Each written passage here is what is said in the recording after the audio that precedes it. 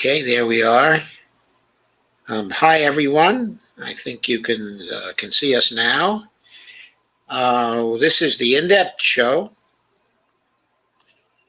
And for tonight, KRTD YouTube says I have a problem. So I'm not going to worry about that now because there's no time to handle that particular technical problem now. So I'm just going to remove us from the live stream at KRTD right now, and we'll upload a video for them at a later time. That is not going to affect I don't think that's going to affect us on YouTube and Facebook. Okay, so we're going to take a few minutes to share, folks. And then we'll go into announcements and things like that. And hello to Dolores, hello to Amber, and hello to Lisa. Barbara Crisp, hello to you, and welcome. So if you'll excuse me, we'll share for a moment or two.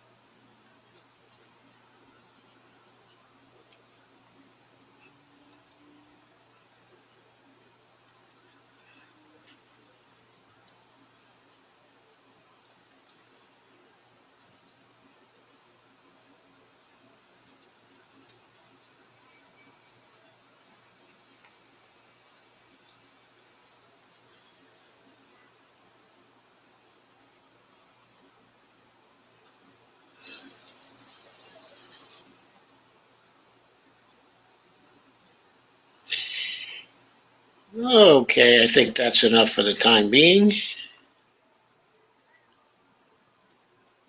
So, we are now fully live. So this is the In-Depth Show, and I'm Joe Firestone, of course. And tonight I'm here with Andre Stackhouse. Hello, everybody. Stack, famous for his activism with Whole Washington, or for Whole Washington. And also famous for his informal association with the Red Berets movement. He has a red beret, and he's proud to wear it on various occasions. But his main activism has been with Whole Washington. So I'm going to turn over the mic to Andre, and he's going to tell us about his background, and experience to get started. We'll do that for 5 or 10 minutes. Then we'll carry on a very general and wide-ranging conversation having to do with Whole Washington, but with activism in general, with strategy, and also we'll talk about the moment we are in and what we may have to do now. I'd also like to say hi to everyone. Hi, Amber, Lisa, Barbara, Laura Fielding, hi. And Jeffrey Denton, great to see you here. Evelina, great to see you here. Kay Clark Ryan, hello to you. Please, everybody, share as much as you can. Okay, Andre, it's yours. Well, thank you so much, Joe. It's really great to be here, and yeah, wonderful introduction. And normally I don't go much more in depth than that, but I guess since I've been given the space for it, I kind of I grew up as a in a political household and got used to thinking about it and having opinions on it at a pretty young age. But something changed for me very dramatically in the 2016 election when I saw Bernie Sanders run a very different kind of politics that made me understand a little better that my opinions weren't actually deeply important, right? They were bigger forces at play that actually defined what was going to happen, what the outcome of this primary would be, and consequently what the outcomes could be for our country. And so that got me thinking that it wasn't enough to simply hold the right viewpoints or be smart or think the right things. I had to actually begin to do something in order to make the things that I want in the world happen. So I started to volunteer for the Bernie Sanders campaign. And that really is what transformed me from kind of political hobbyist to political activist. And so after that campaign, I decided that I really wanted to continue to be a political activist. And I no longer had a Bernie Sanders campaign to work on. So what was I going to do? And I wanted to look for things that could continue on in that same spirit and tradition, but would be something that I could do locally and in my own home. And so I took what seemed to be kind of the central issue of the Bernie Sanders campaign, Medicare for All, and found Whole Washington, an organization that was doing that locally. And so I got in touch with the people at Whole Washington and understood that they meant to pass statewide single payer through a ballot initiative. So, a form of direct democracy that had already been used to legalize marriage equality and cannabis in our state. So it seemed like a very straightforward path to implementation. And I got very excited about working on that campaign. Um, in 2020, I got quite a bit more involved with the Bernie Sanders campaign than the first time and ended up running for both state and national delegate and represented Bernie Sanders and his voters at both conventions. Um, and now, I kind of consider myself at this point a really, big tent healthcare activist, and I work across a bunch of different organizations now. I was the lead organizer of the Seattle March for Medicare for All, where we joined over 56 other cities in, in-person Medicare for All demonstrations, and we had a bunch of wonderful speakers and a very strong coalition come out for that. And so now, my professional background is in tech, and at this point, I've kind of transitioned most of my time into political activism for healthcare. But I try to use my skills as a tech worker and really any skill that I can bring to the table, in service of Medicare for All as an issue. So, what kinds of tech skills do you have? Yeah, so my degree was in information science, specialization in human computer interaction. Ah, And so it was sort of a usability focused tech degree, mostly focused on the web and databases. Um, and so my professional life, I went in, kind of as a web developer, we say full stack web developer. And so that means that I work on sort of the front end presentation of websites as well as the back end functionality. Um, and I've worked for Code.org, which is a large education nonprofit. That was my first job out of school. And most recently, I worked at Microsoft for a couple of years, left to, focus more on activism. but I still pick up contracts, and right now work for Environmental Data Governance Initiative, Wonderful. on some data transparency projects. Did a contract for the U.S. Green Party, doing some data cleaning. So you pick up a lot of various skills, but most of mine focus on web and web technologies. Excellent, excellent, but really nice background.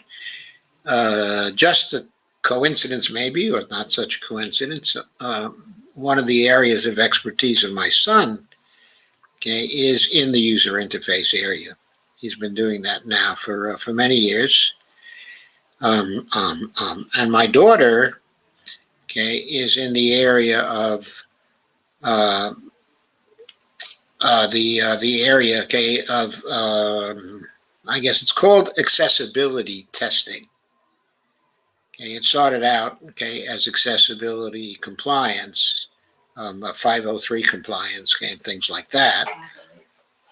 But now the work that she's actually primarily doing outside of her work, okay, in acting, is testing, okay, accessibility testing. She's very, very good at that.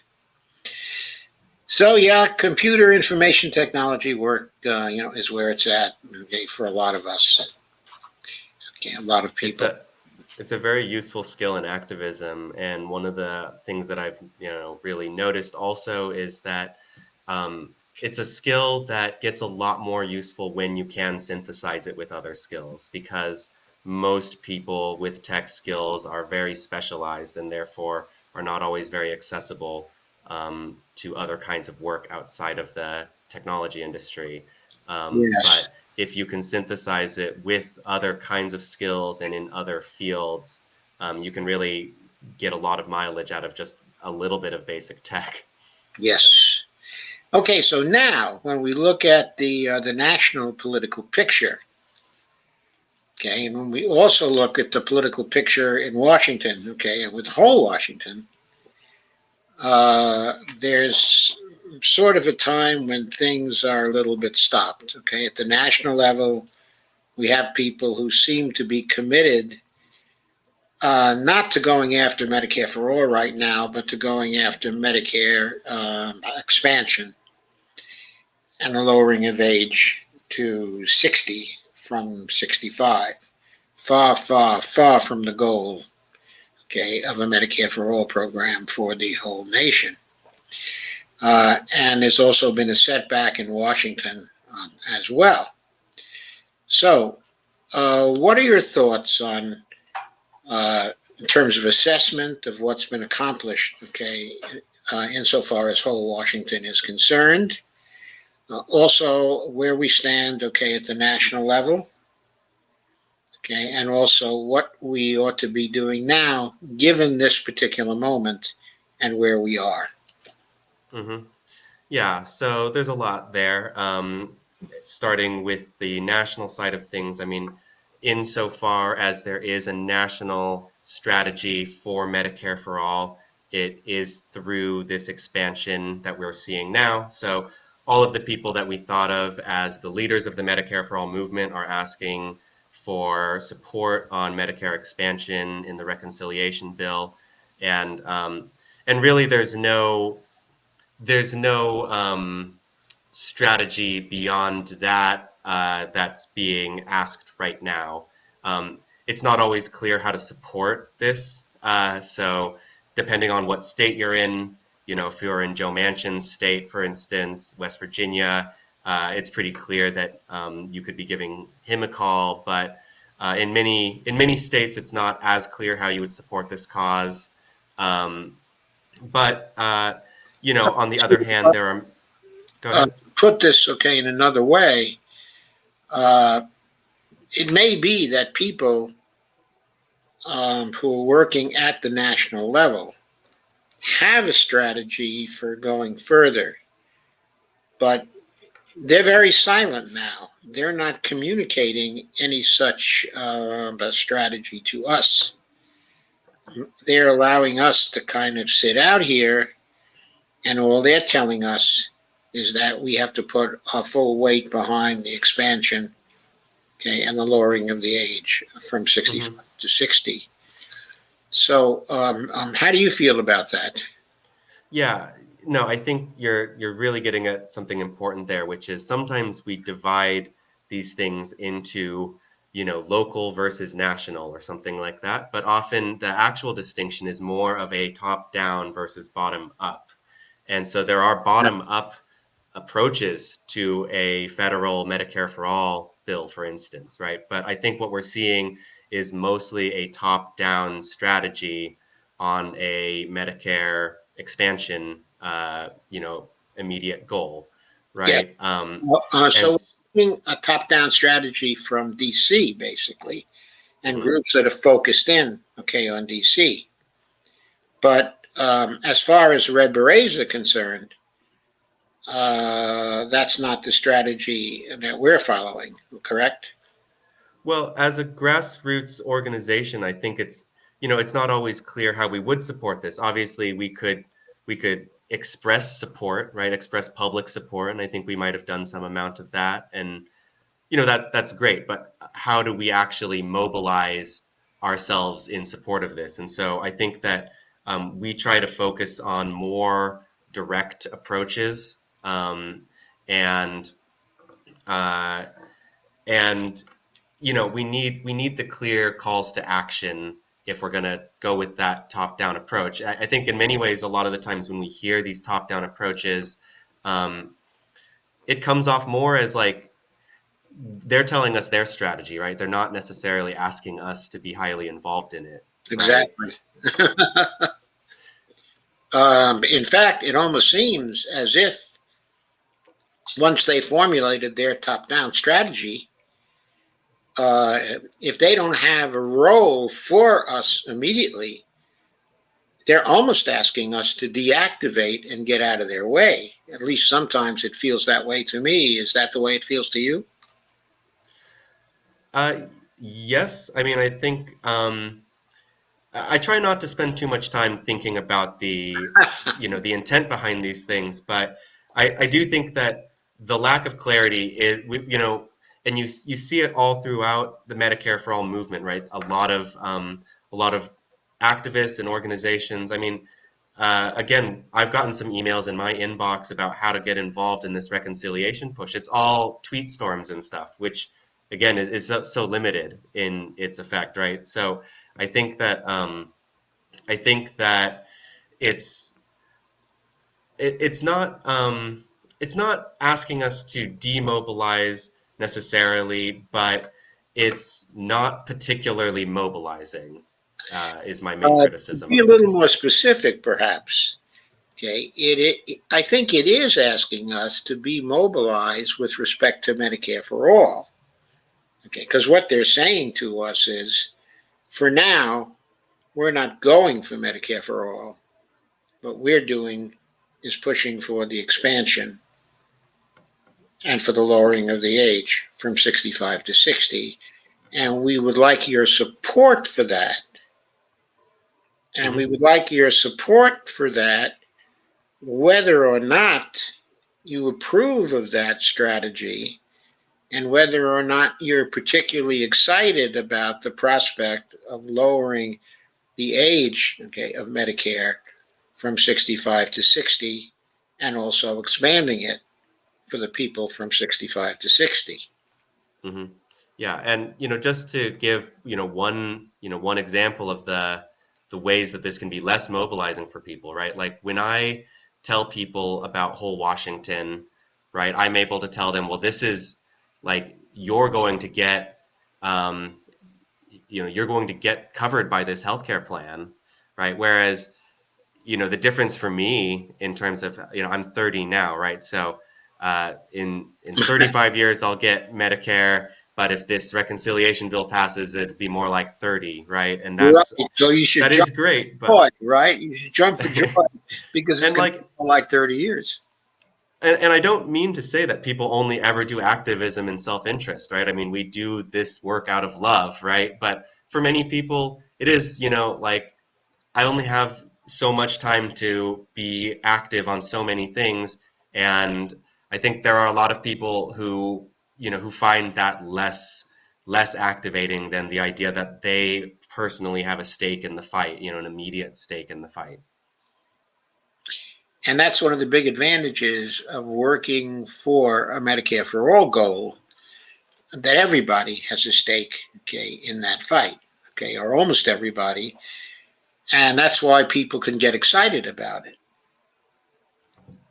But it's much harder to get excited about, okay, an incremental approach. If we look at it from the theory, okay, of mass movements, from that particular standpoint, what are your thoughts about that? Well, I think the main thing that, and now is a really good time for there to be some recognition about this, because we have seen a huge setback in the Medicare for All movement in that, our federal leaders aren't even asking for it. And then statewide, we've had these setbacks in New York and California and Washington.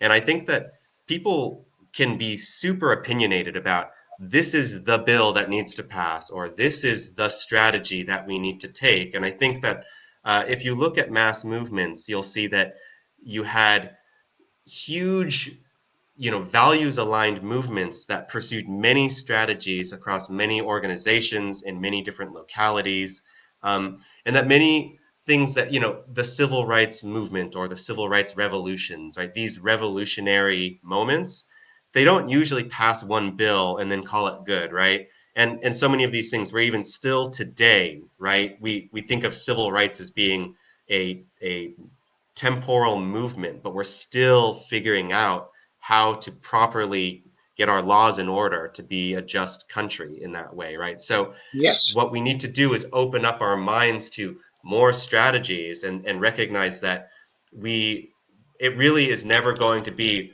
that we come up with the perfect strategy behind the perfect bill, and then we all unite behind that in a single moment and pass it. That's just not how mass movements work.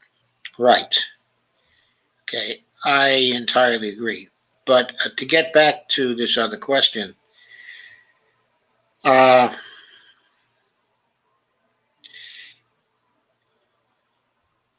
it seems that people in Washington who, in theory, are supporters, okay, of Medicare for All, and who have campaigned on that, and this includes Bernie Sanders, uh, they seem to think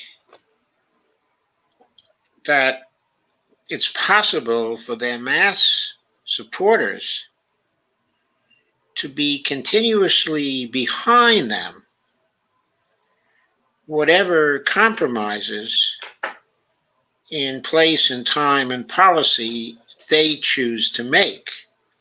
So Bernie talks about, it's not me, us. It's a not me, us campaign. But how does the way he actually acts square with the not me, us idea? And how does it square, more importantly, with your own activism? Yeah, well, I mean, I hate to speak ill of Bernie Sanders. I still have a tremendous amount of respect for him and credit him with, if I were to give him credit for continuing on in the not me us, I mean, I'm still out there, right? And he got me out there, right? So that is to his credit. Of course. But it is true that it has often felt in very much one direction, right? So I've supported Bernie twice now, and in so many ways, financially and with, so many hours of my time. And I don't think Bernie has once tweeted about whole Washington, right? And the fact of the matter is, a single tweet from Bernie Sanders that simply tagged whole Washington in it would be a game-changing amount of visibility for us, right? Yes, So yes. I think the problem with the ethos of not me us and mass movement, right, very much running on that ethos, the problem is that the call really usually only goes one direction. Yes. It's true that he will help out the occasional local grassroots candidate, perhaps with an endorsement, but when it comes to anything else, ballot initiatives, statewide legislation, many areas where he could recognize himself as not just Senator Bernie Sanders from Vermont, but a citizen and a distinguished elder leader of the progressive movements in this country. That of course he can show up for these other avenues of change. Yes, sometimes he does show up, okay, for other avenues of change. For example, he's been known to show up in support, okay, of workers for strikes, okay, and things like that. And yet he doesn't think it's important to show up, but for people who are working for change when it comes to state laws, okay, and that may have some impact on the national picture. Well, and one thing, and I don't want to single out Bernie here, but when it comes to these statewide campaigns, right? My thinking is that it is so. If we want to think of these statewide campaigns as a one avenue of change towards federal Medicare for all, right? I often say that the first state will be the hardest because it has to set the most precedent and break with the most status quo. And it will be the one state out there on its own. But yes, I think that too. So imagine one state as sort of like a an aspirational, it's kind of a little bit of a hope. But now imagine you got 4 or 5 states, right? As we do, right? So it's not just Washington out there. You also have these campaigns in California, New York, Maryland, Maine, right? So that's starting to look a little bit more like a movement, right? But now imagine that not only do you have Washington, California, New York, but you have Pramila Jayapal and Ro Khanna and AOC backing these statewide campaigns. Now you're seeing that real, top-down, bottom-up support where you have, federal leaders supporting local campaigns. And, I often say that local, statewide legislators are future federal legislators, right? So we need this going in both directions. And if we had these campaigns in all of these states, and we had these progressive leaders willing to come out and support them together and say, you know what, this is another way that we support Medicare for all, and this is another way that we get healthcare to more people and show that it is a huge priority for us. And that we recognize the amount of work that is going into these campaigns, and that the least we can do is at least provide, our sort of just our, rhetorical support, right? We'll get into what it really means to lead, right? Is to organize people and raise money and develop those strategies and ideas, right? That's the real leadership that's needed. But just the rhetorical support would mean so much. Yes. But also, you now sounded like you were talking very much like the fighting on all fronts strategy, okay, of the Red Berets, okay, which admittedly is a slogan. And of course, the thinking about that, the actual sketching out of a detail of that is still something, okay, that we're involved in, okay, at this point. And I think you're involved in that too, aren't you? Yeah, absolutely. And, it's always sort of fight on all fronts is a slogan. I think that the other way it's often put is solidarity. And one thing that I've noticed in a lot of my left activism has been that solidarity is a very popular word, but people actually need to learn to, I think, practice it a little bit more. It's not always easy. That's the other thing is solidarity is not just a feel-good word. There are actual implications of it, right? Yes. And the idea is that it's supposed to cut a little bit deeper than just being somebody, agreeing somebody with somebody completely, or being their neighbor or something like that. It's that you recognize a deeper sort of shared set of values and goals. Um, but yeah, I've tried to just sort of demonstrate that through the example of how I do activism, which is what allows me to work across so many organizations, many of which have different processes and ideologies that guide them. And you have to learn to speak sort of different languages.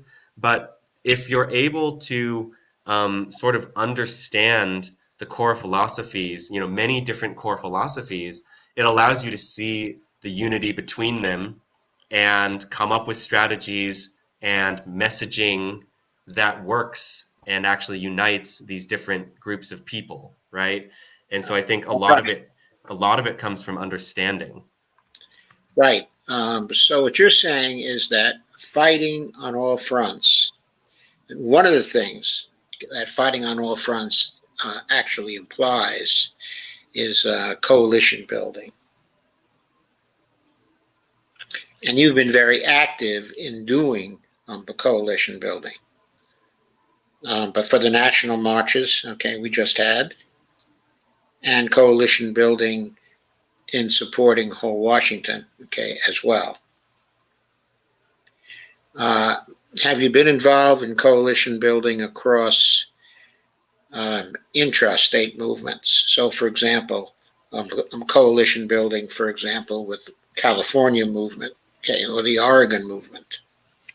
Mm-hmm. So, yes, I'm really glad that you asked that because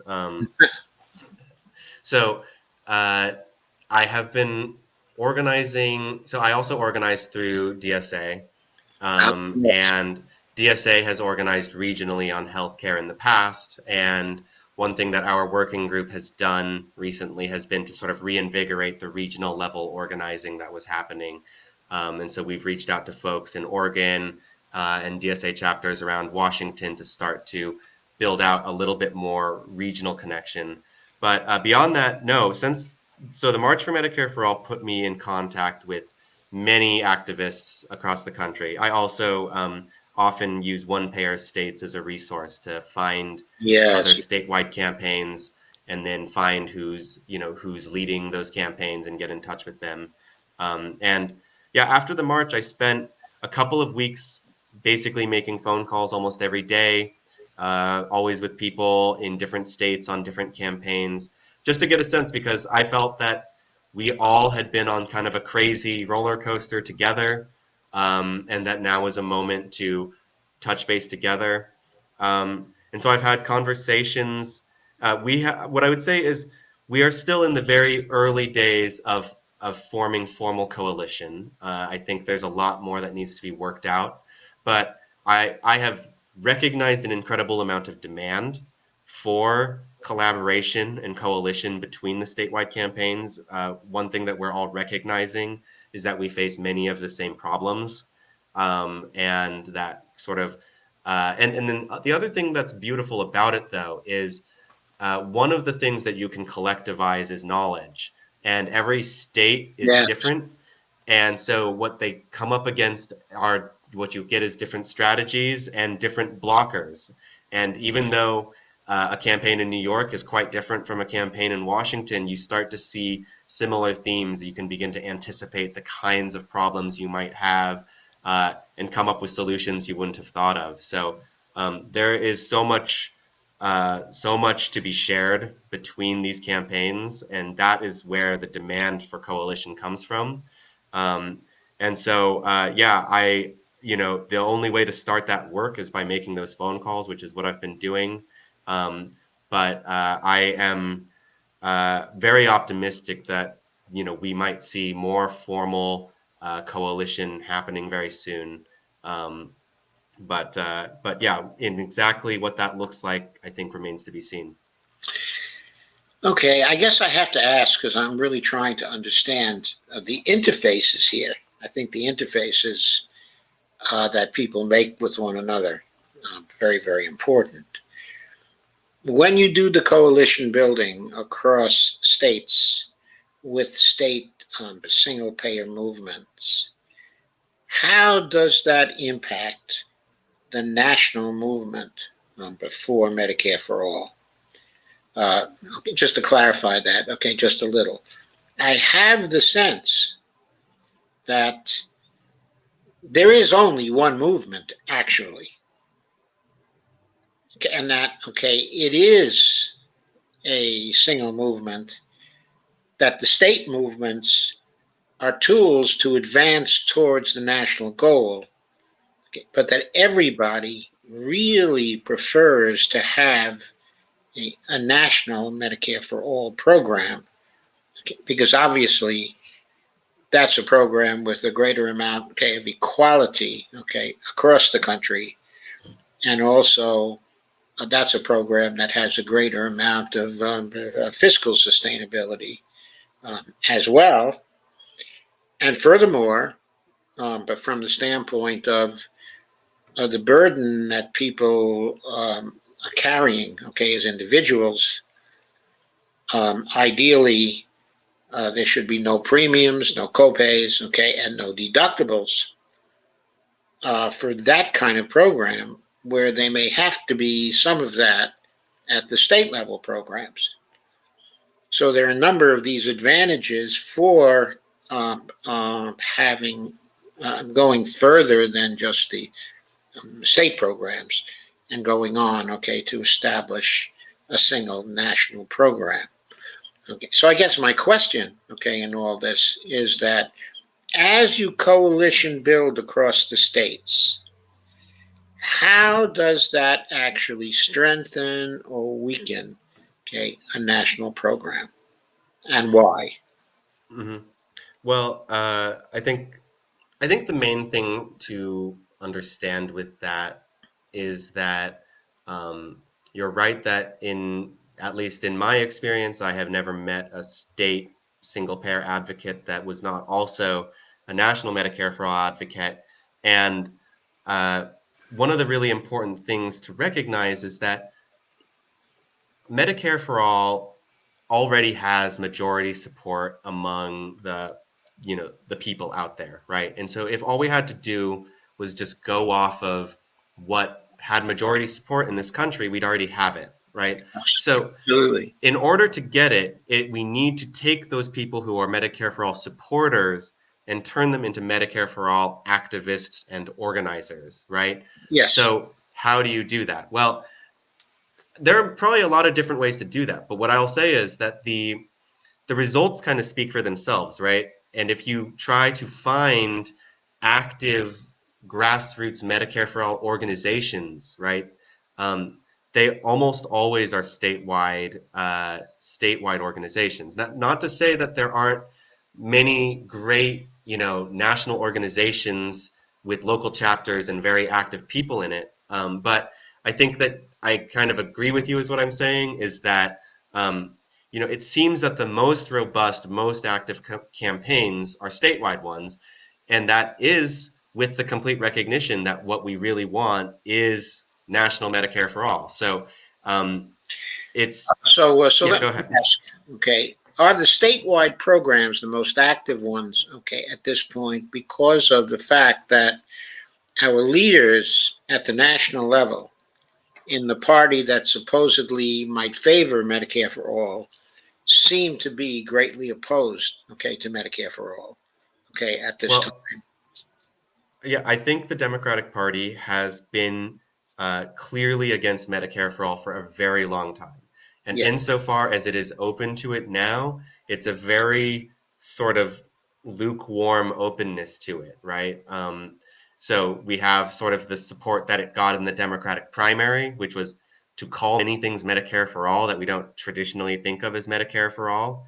Um, and so, but anyway, the point is that uh, I'll just speak, in the case of Washington, right? The huge difference is that our ballot initiatives give us a direct path to implementation. And Yes. the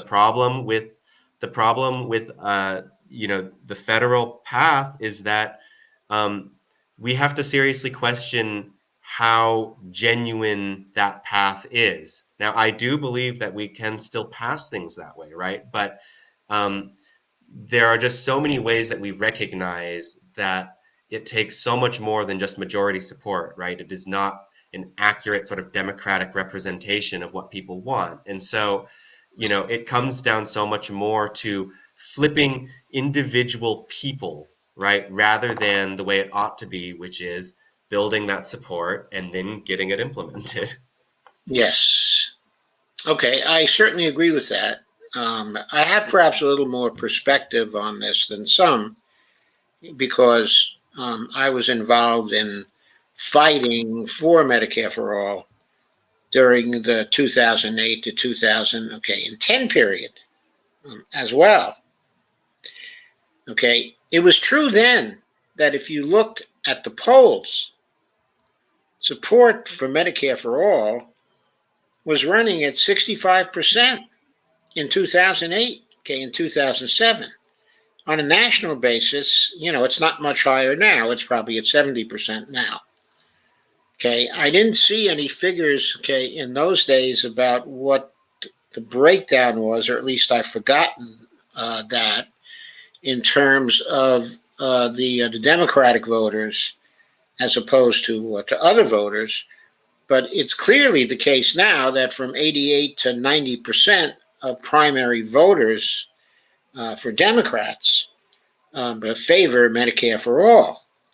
Now, that's just an overwhelming number, and yet the party leaders still feel safe in blocking Medicare for all, even with this overwhelming amount of support in the party, which also existed to a substantial degree in the 2008 to 2010 period, where they played a game of simply screwing around for 2 years until they got rid of the Medicare for All path and they got rid of the public option path, and they ended up with a bailout for the pharmaceutical companies and for the health insurance companies.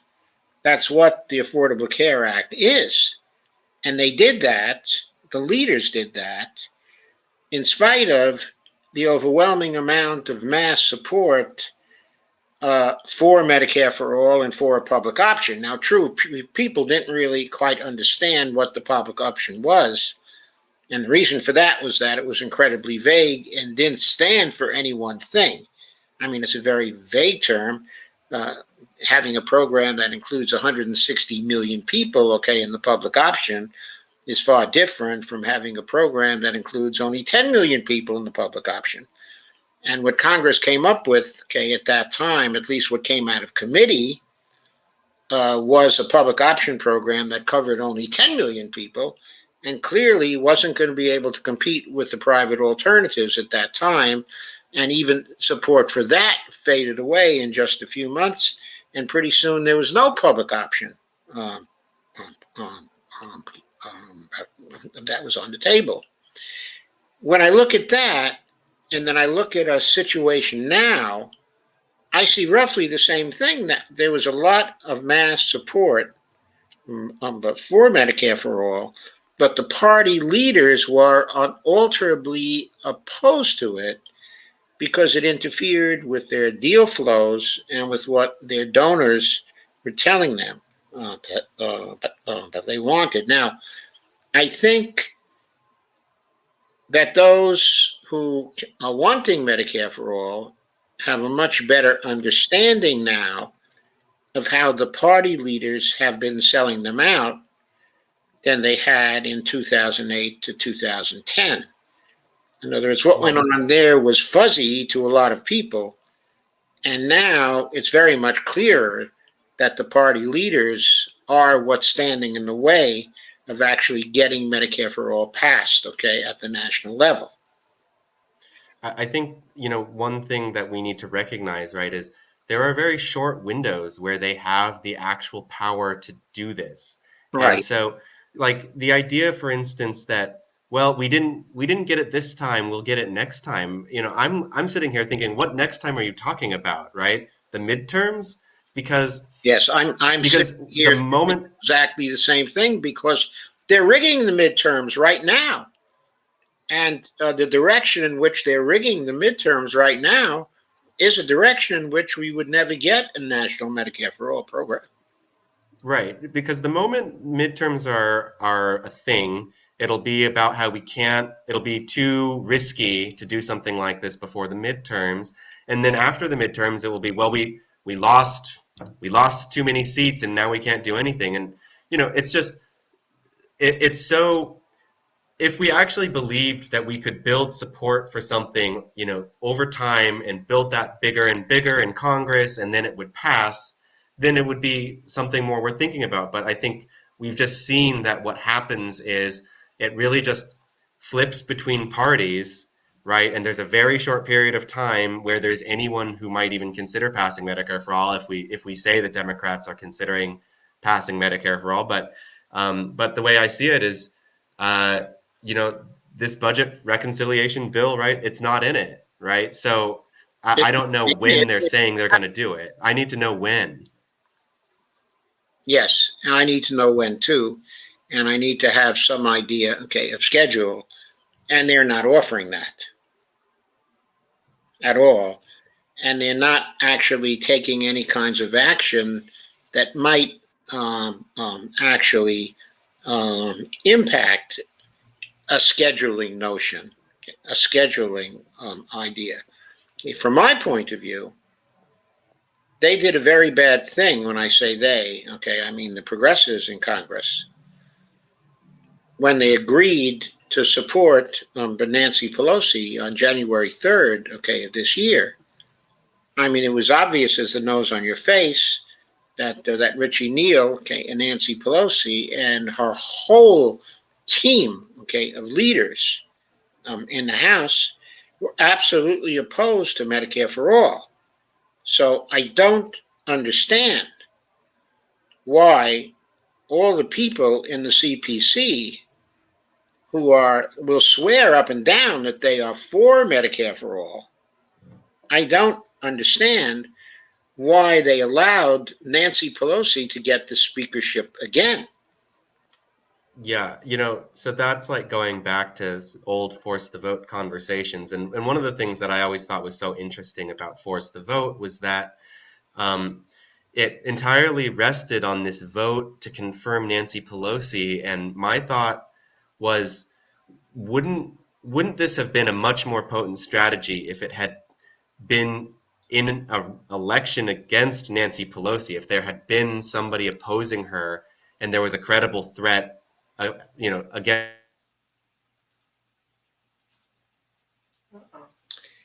Yes, Andre is frozen for the moment, people.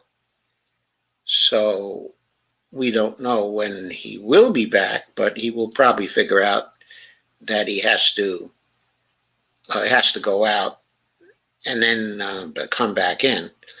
But at this point, he's raising a very important point, so it is worth our waiting for, I think.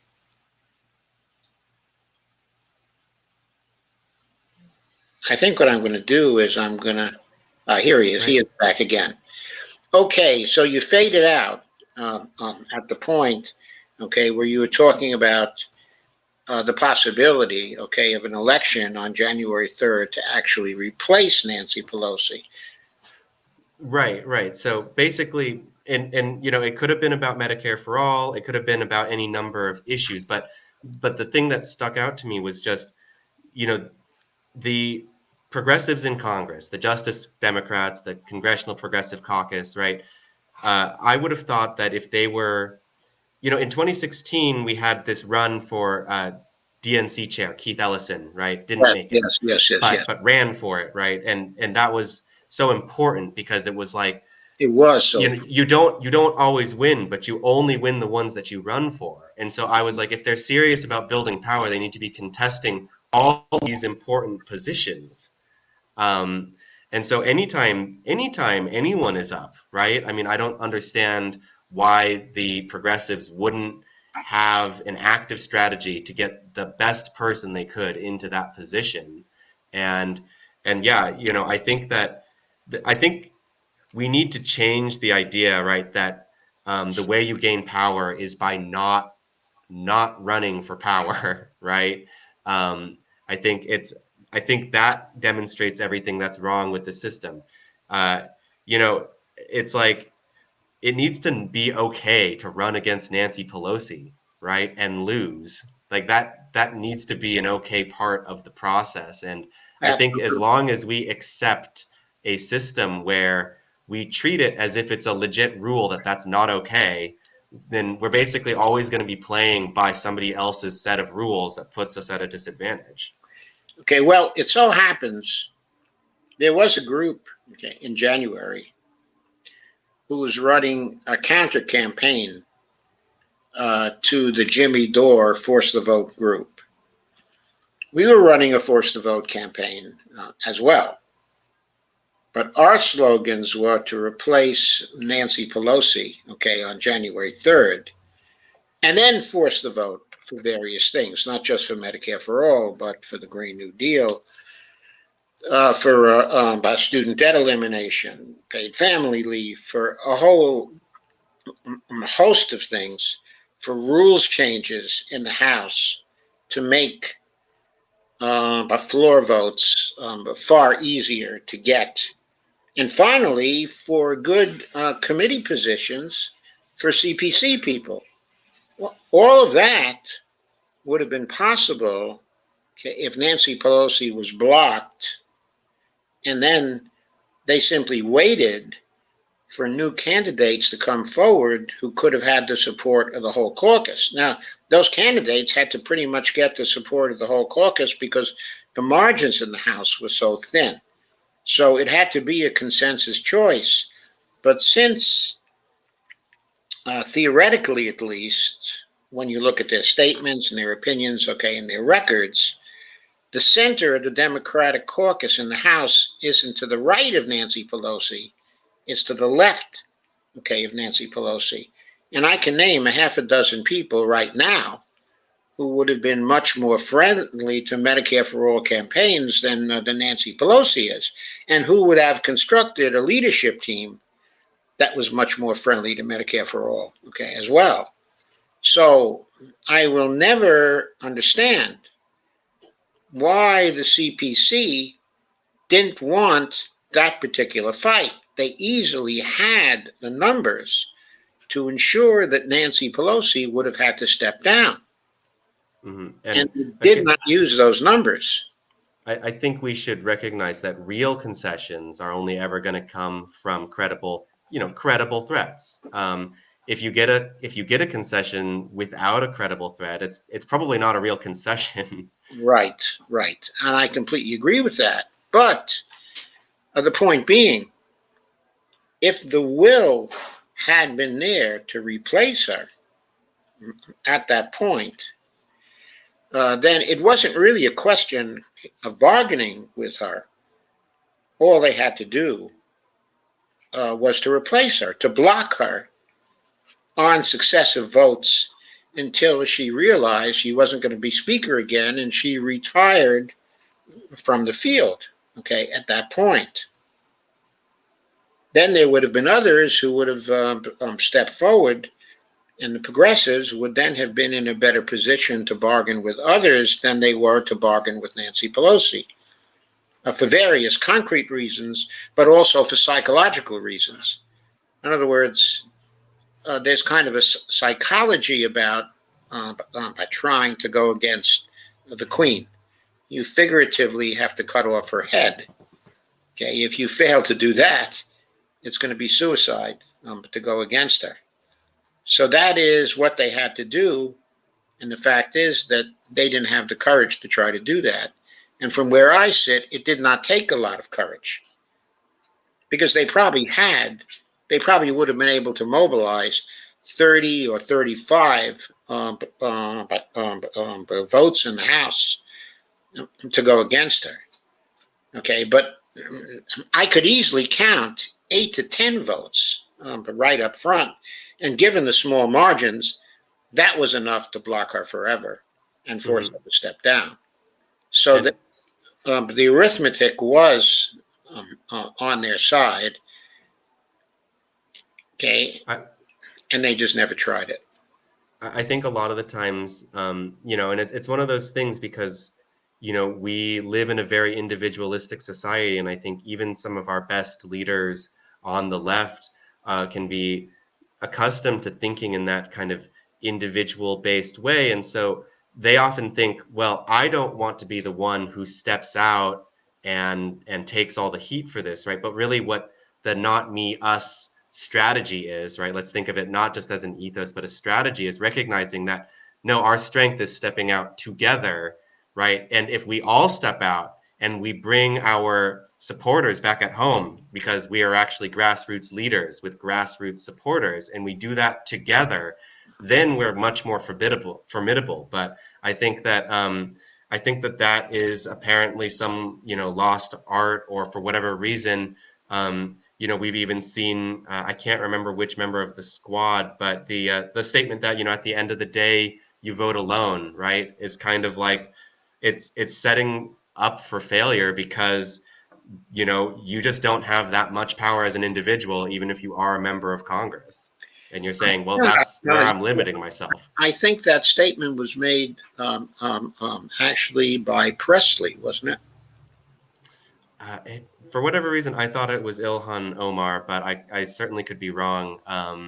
But yeah, I mean, it was a really disappointing statement, because one of the things that made the Justice Democrats an exciting idea originally was, oh, we have a unifying caucus here, we have a unifying strategy, We have a and we have a squad. That's why we call them a squad. And what made them different than any other progressive legislator that ever existed before them was, okay, we're hoping that there is a strategy of a collaborative strategy here, rather than just maybe a couple progressive individuals. Right. Okay, so let's go back to strategy. Okay. We have the idea that somehow, somewhere, there's a kind of schedule. And we look at the power structure, okay, in Congress, and we see progressives who are unwilling to force the leaders who are entirely opposed to Medicare for all to retire, okay, to get out.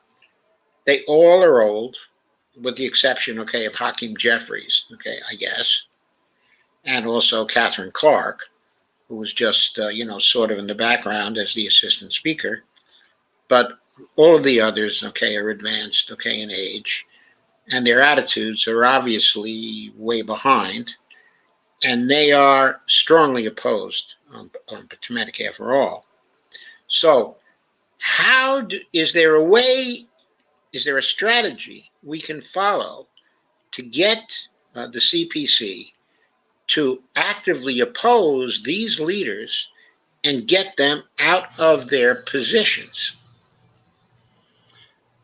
Yeah, I mean, I hope that there's an answer. I hope there's a way to say yes to that. I'm not, necessarily an expert on legislative tactics and that kind of thing. I haven't run for that kind of office before, but I think that we need to provide the targets, right? We need to basically recognize who the most important people who need to be flipped on this are, and by flipped I don't mean that we flip their position. I mean, we need the person, whether it's them or a new person, to flip their vote. But we need to sort of get that list and prioritize it and really provide the way. We need to be suggesting people to fill those roles. And it might be people who don't want to run, right? We need to figure out who is appropriate to fill that position, and whether or not they want to, we need to put the pressure on them to do it.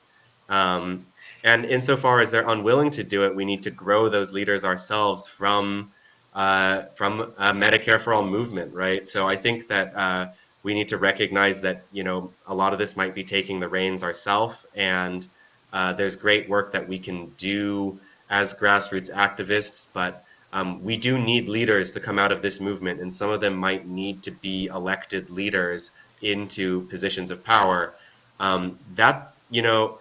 It's a long game, because when you get elected in, you're at the bottom, right? So we need to think of it as kind of a chessboard, and we need to develop the pieces that we have.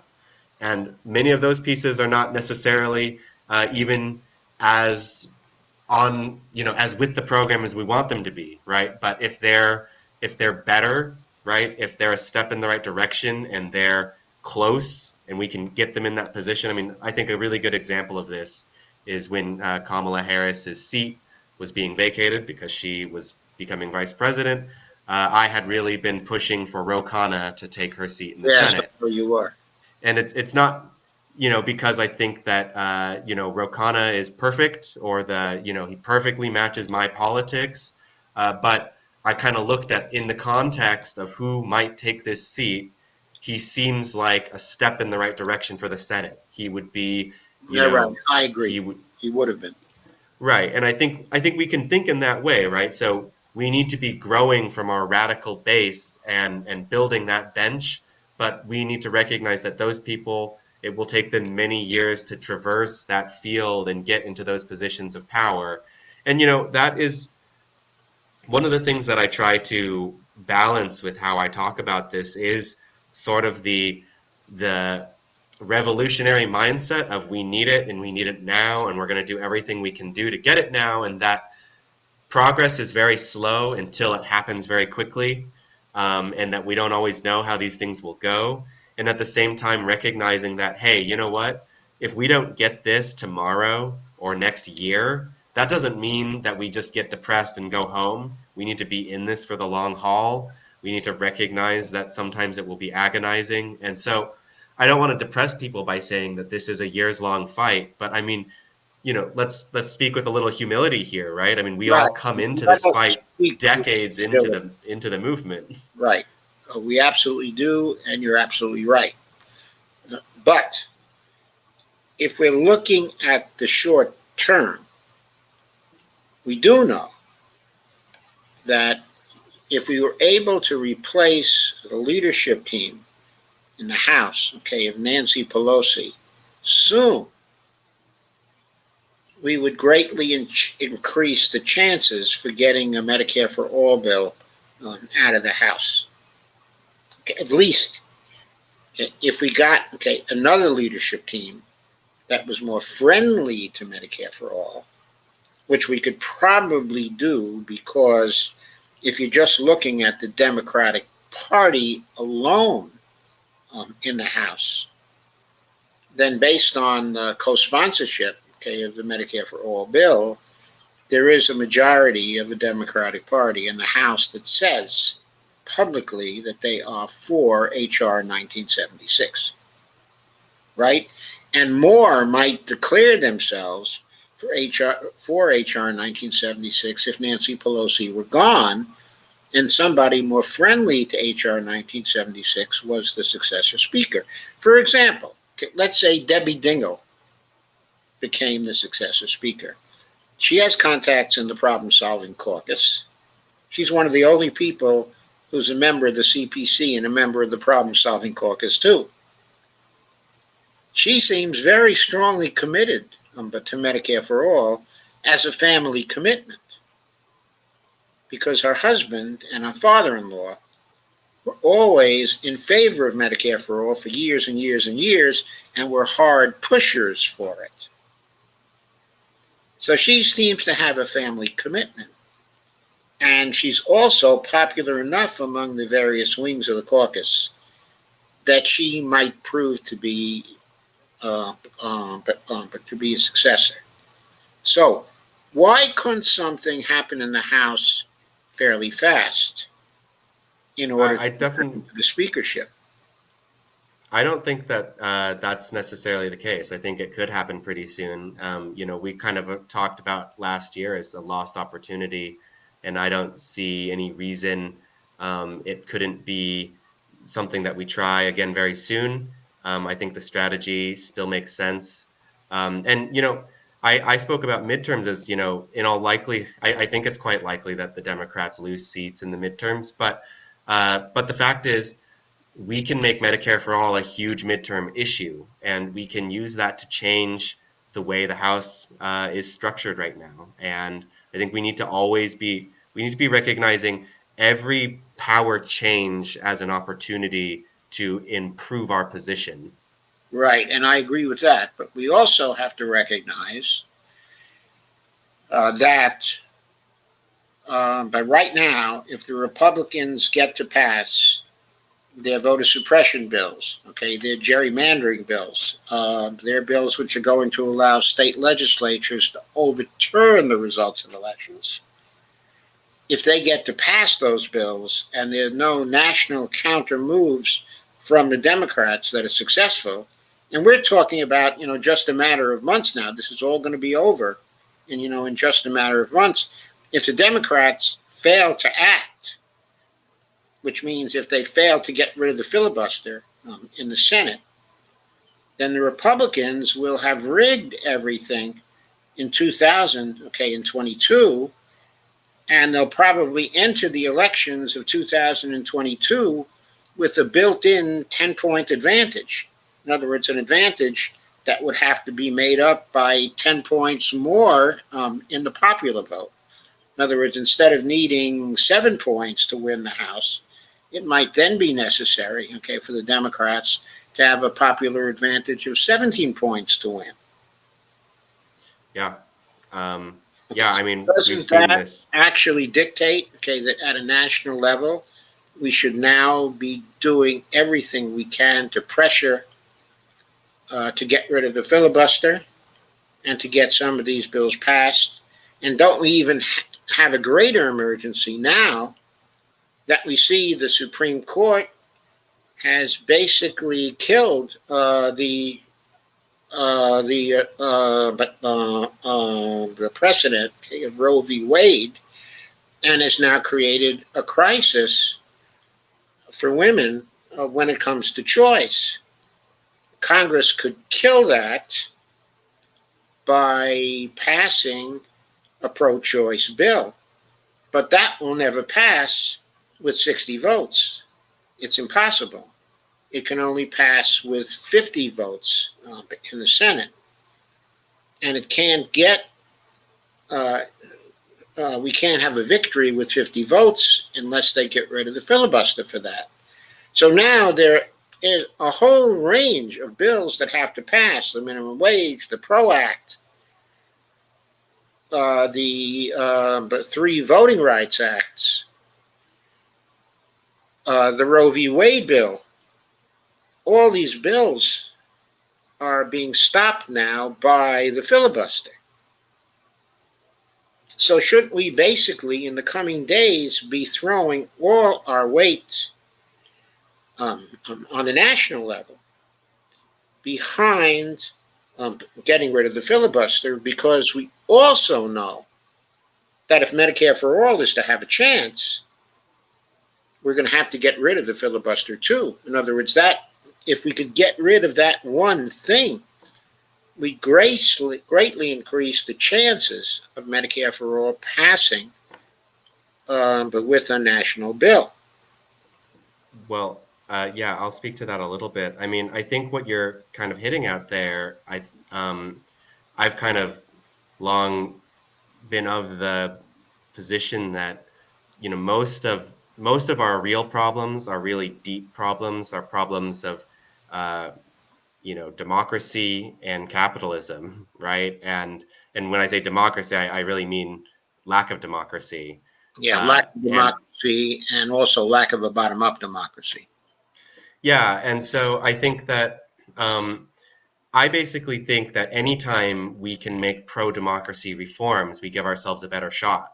I think that you're correct in identifying ourselves as in a sort of unique crisis of democracy, because we're about to lose so much more of it through this, this voter suppression campaign that you're talking about. And I've seen that happening in slow motion my entire life, right? It only ever gets worse. Yes. Yeah, filibuster reform is supposed to be the easy one, right? Because that's just based on basically traditions, right? Rules. They don't have to even pass a law. They don't have to pass a constitutional amendment. They would just have to decide that it's a rule that they don't care to follow anymore. And I think that it says so much about, what they believe in if they're unwilling to do it. I think that I try to help people understand these things in different ways, right? Because I understand that changing norms is an uncomfortable thing. And I think that we have to recognize that breaking norms that uh, that lead us in a more authoritarian direction is a very bad thing. So when you break a norm that makes us more authoritarian, then that is rightly something that we should be very, very hesitant to do. But when you break norms that make us more democratic, that is the exact opposite. We should question why we have these anti-democratic norms. Yes. Um, and and the thing is that the problem with norm breaking is always escalation, right? If you break this norm, then we escalate, we break the next norm, right? So you take one step towards authoritarianism, then you take another step towards authoritarianism. But if we're talking about escalating democracy, I'm all for it, right? So let's continue to take away more and more and more of the anti-democratic filibuster until it's gone. Okay, so my question is, don't we need a campaign for that now? Some people, okay, are already running campaigns for that. The Reverend Barber, okay, and the Poor People's March. Do we have to join up with what they're doing and put even more pressure on Manchin, okay, and Sinema, and the people who are resisting doing something? And don't we need to see the connection to this, from this to getting Medicare for all passed? Now, this is a critical thing for actually getting Medicare for all passed. Yeah, no, I mean, I think, like just to say it one more time, I think that pro-democracy reforms always give us a better chance. And I think we see how much we're against illegitimate forces, unfair forces, right? So we need to do everything we can to even the playing field. Yeah. And pro-democracy reforms is that evening of the playing field, because it gives us greater leverage. It means that even when we are at sort of economic disadvantages, we can be at political advantages. Right. But yeah, so I do think we need to turn this upside down. Mhm. Okay, for a second. Okay, let's say that we fail in terms of stopping the filibuster, and we fail in terms of passing all these bills that we need to pass now. But to me, that implies that we continue the blocks at the national level to Medicare for all. So if we face that situation, okay, then doesn't it mean that we should be throwing our weight to fighting, okay, on other fronts, specifically state level fronts, to try to rekindle the national movement by having success at the state levels? Well, I think that the answer to that is yes. Another way to think about it is, diversification. So I think that when you invest everything in a single strategy, one is that our opponents aren't stupid. They see our strategy, they work on counter strategies, right? Yes. Um, they also have weaknesses, right? But they're not always obvious, right? So we need to be constantly prodding at all different Probing angles to to find those find those weaknesses. weaknesses. Yes. Right. The other thing is we need to split their attention, right? So if we run multiple campaigns, running multiple strategies in multiple localities, that means that they have to develop multiple counter strategies, and invest their resources to counter multiple campaigns, and that divides their resources, and it gives us more shots at success. The other thing is, right, you learn, right? So So now we're fleshing out what fighting on all fronts actually means, right? right. Yeah, the other thing to recognize is that people are in different places and have different skills and different ways of seeing the world. And so it really is just not realistic that we can just coordinate everyone behind a single strategy, right? It's sort of like how some people believe in an inside reform of the Democratic Party and other people believe in like more of a third party strategy, right? And maybe one of these strategies is superior to the other. right? But the fact is that there are some people who, no matter how much you ask, will support an inside strategy in the Democratic Party. So you can Yes. either take them on as adversaries, or you can say, okay, I recognize that you will be working a third party strategy. Is there some way that we can still make this work that we do mutually beneficial, right? We Yes. can Yes. still collaborate across party lines on a Yes. policy, Yes. right? And so we need to recognize that organization happens organically, right? Yes. And we need to see where there are pockets of organization and say, okay, here we see signs of life, right? What do we do to support and develop that organization that's happening and increase its likelihood of success, right? Um, and so that in some cases might be strategy development, but it very rarely is, hey, you know what?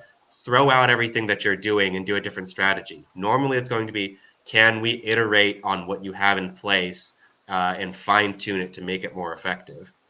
Yes. But yes, I do agree. I want to point out, though, what we've been talking about here is really multiple prongs, okay, of strategy, and moving from one to the other as the situation changes. So we're talking about a more global, adaptive strategy that we will formulate and that we will follow over a period of time, and it is likely to be more effective because when it comes up against resistance and blockage, it's able to adapt to that. By going on to some other prong. Yeah, And I want to. okay, and when we follow that kind of strategy, don't we also keep the mass movement going? Yes, yes, and that's really important. That's what I want to mention is that, um, one of the things I noticed in working on the Bernie Sanders campaign, because I worked on it twice, right? And the second campaign actually had very little semblance to the first one in many ways. It was structured very differently. There was a lot of different people in leadership, and Bernie Sanders himself pursued, I think, kind of different messaging strategies and policies to emphasize policy emphasis, we'll say, um, and and so even between two campaigns of the same person, you saw a lot of like sort of building up and then rebuilding. And then after the second Bernie Sanders campaign, when it became very clear that he wasn't going to win, he's not going to be president, and in fact will probably never be president. Um, this massive organization that he had built, organizations in every state and huge coalitions of grassroots organizations, right? Basically all packed up their bags and went home and started working on their own silos again, right? And that was one of the hardest parts Yeah. of witnessing all of that.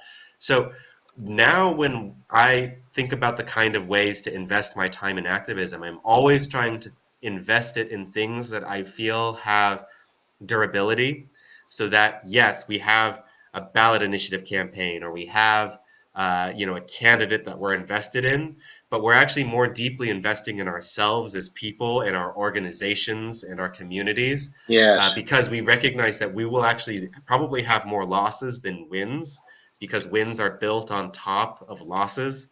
And if we're structuring Yes. ourselves to become completely invested in a campaign and then to be so, to basically have a loss destroy us, we're never going to get there. We have to have progress that we can continually build on. Yes. Yes, I completely agree. I think that is a great vision of the kind of movement that we have to be like. Let's get back for the final few minutes anyway to whole Washington and where whole Washington is, okay, at this point, and your ideas on how whole Washington could move forward. Yeah, well, whole Washington has always been a fight on all fronts organization. We pursued a legislative approach and a ballot initiative approach, and I think we need to. I think that the last time we ran a ballot initiative was 2018, and then we ran a short one this year that we had to cancel or suspend, unfortunately, due to COVID hospitalizations. And we need to take both of those previous campaigns and really develop infrastructure for a ballot initiative 1 year from now that's going to be successful. And I think that, all the signatures that we collected, that's really valuable data for us, to find more supporters, people who are open to this policy and already have signed once and are willing to sign again. Yes. But I think that I'm trying to break this down very numerically now, and we are expecting, we've always said we need about 400,000 signatures. That's actually more than we technically need, but it's accounting for the signatures that are likely to get thrown out. Yes. And so I've started to break it down like this. If you have 400,000 signatures and our sheets have 20 signatures per sheet, that comes out to 20,000 sheets. And then if you divide 20,000 sheets among 800 people, you get 500 signatures per person. So I basically think we need 800 signature captains to commit to 500 signatures a person. And 500 is a really specific number because, a single person can collect 500 signatures. It's really no problem. But if we put 100 signatures per board and you get 5 boards per box, we're basically going to tell these signature captains, okay, you're one of those boards. Write down 4 people who you think you can hand one of these boards to and ask them to collect signatures. And if you can commit them to 100 signatures, you got 5 people trying to collect 100 signatures each. You can get that done in just a couple of shifts. Yes. If you run a 90-minute shift and you get those people together, depending on traffic, you probably get that done in 3 to 5 shifts. And it really comes out to 13 signatures a week per captain. So that's assuming they don't do any delegation, right? It's Yes. 500 signatures. It's only going to be 13 signatures per week. So part of the idea of this signature captain program is to really flesh out the details and not make it just, hey, can you collect signatures? Can you collect a lot of signatures? Can you collect as many signatures as you possibly can collect? No, we want you to commit to 500 signatures. We're going to lay out a very clear path for you to do it. Yeah, and we're going to give you all the training and support you need to be successful. Yes, I think that's a great way to approach it. Okay, so that's how you will wanting to be approaching it when you get back to collecting signatures. Mm-hmm. And we have about probably 240 days or so. I don't have the official count, but basically we have about 240 days between now and when signature gathering begins again. And so that all is what I would consider a pre-campaign. And so in addition to recruiting those 800 signature captains and getting those pledges, I think we need to be doing a huge pre-awareness campaign. And so, one idea that I've had for that is, if we have some sort of flyer that explains whole Washington ballot initiative, healthcare for everybody in Washington state, and then basically like a QR code that's like, sign up to be a signature captain and make this a reality.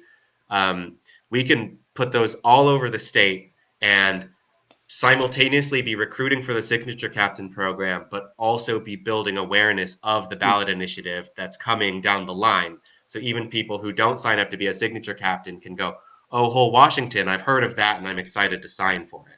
Yes. That sounds like a great plan. How do other people at whole Washington feel about that plan? I think there's a lot of support for it. I think, in general, people, there's a lot of disappointment that the signature campaign was suspended. And so I think, people just want to continue to have ways to be engaged in the campaign and to not feel like it's like, oh, the campaign is over and we have to wait. It's no, the campaign is going right now. Yes. And we have 240 days to lay down the groundwork that we need to be successful. And it's 100% achievable, but we all have to show up now. So you are keeping the movement going Absolutely. by Yeah. working these 240 days. You are not stopping. You are continuing to mobilize people. Yeah, absolutely. And the thing is that we need to recognize is that um, there are more than enough Medicare for All supporters, and many of them are totally willing to become Medicare for All activists. But you have to do more than just ask. You have to do more than just send them an email. You have to actually reach them one-on-one, get some time with them as people and Yeah, talk to them. And that's yeah, what's so beautiful about signature gathering. But I'll just tell one story. This was, maybe only a week before signature gathering was suspended, but I was out collecting signatures all by myself, just a couple blocks from my house. And a gentleman came up to me and was excited to sign. And he told me, oh, you know what? I was involved in a ballot initiative in the 90s. We were successful. I want to help. I would have never met that guy if we had suspended even 1 week sooner. yes, If I hadn't gone out that morning, right? So, even a failed signature gathering campaign where we had to suspend early and we didn't get enough, right? It still led to that connection, right? And you're this right. could be a game-changing connection when we run this and succeed next year, right? And so we need to recognize that we need to not just be making that first connection, but bringing people into the organization to become active in the campaign. That is happening right now. So this gets to the idea. Okay, back to the idea of building on your losses. Yeah, exactly. That building on your losses is important. But the movement is continuous, even when it loses. It's progressing because it's building on those losses. So that's a very important idea to get people to understand and to get them to accept. As just a final thing prior to getting to the comments, can you reflect on how that idea connects up the notion that state-based campaigns can actually lead to strengthening the national movement for Medicare for All?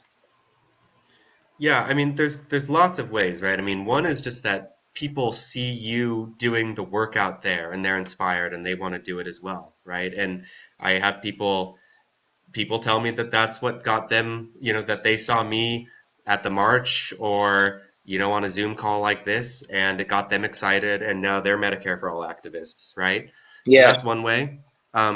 Another is just that we really are demonstrate our policy is not identical because there's no way for it to be identical, but it is still a single payer healthcare model, right? And by yes, implementing that here in the United States, we show politically possible, right? We show economically feasible, in fact, economically superior. People in Washington state travel to other states. They have relatives in other states, so it builds familiarity. And the other thing is it reduces the cost, right? Because we'll be reducing our own healthcare costs. That actually makes it easier nationally, at least politically easier, because we've reduced the total cost of healthcare spending.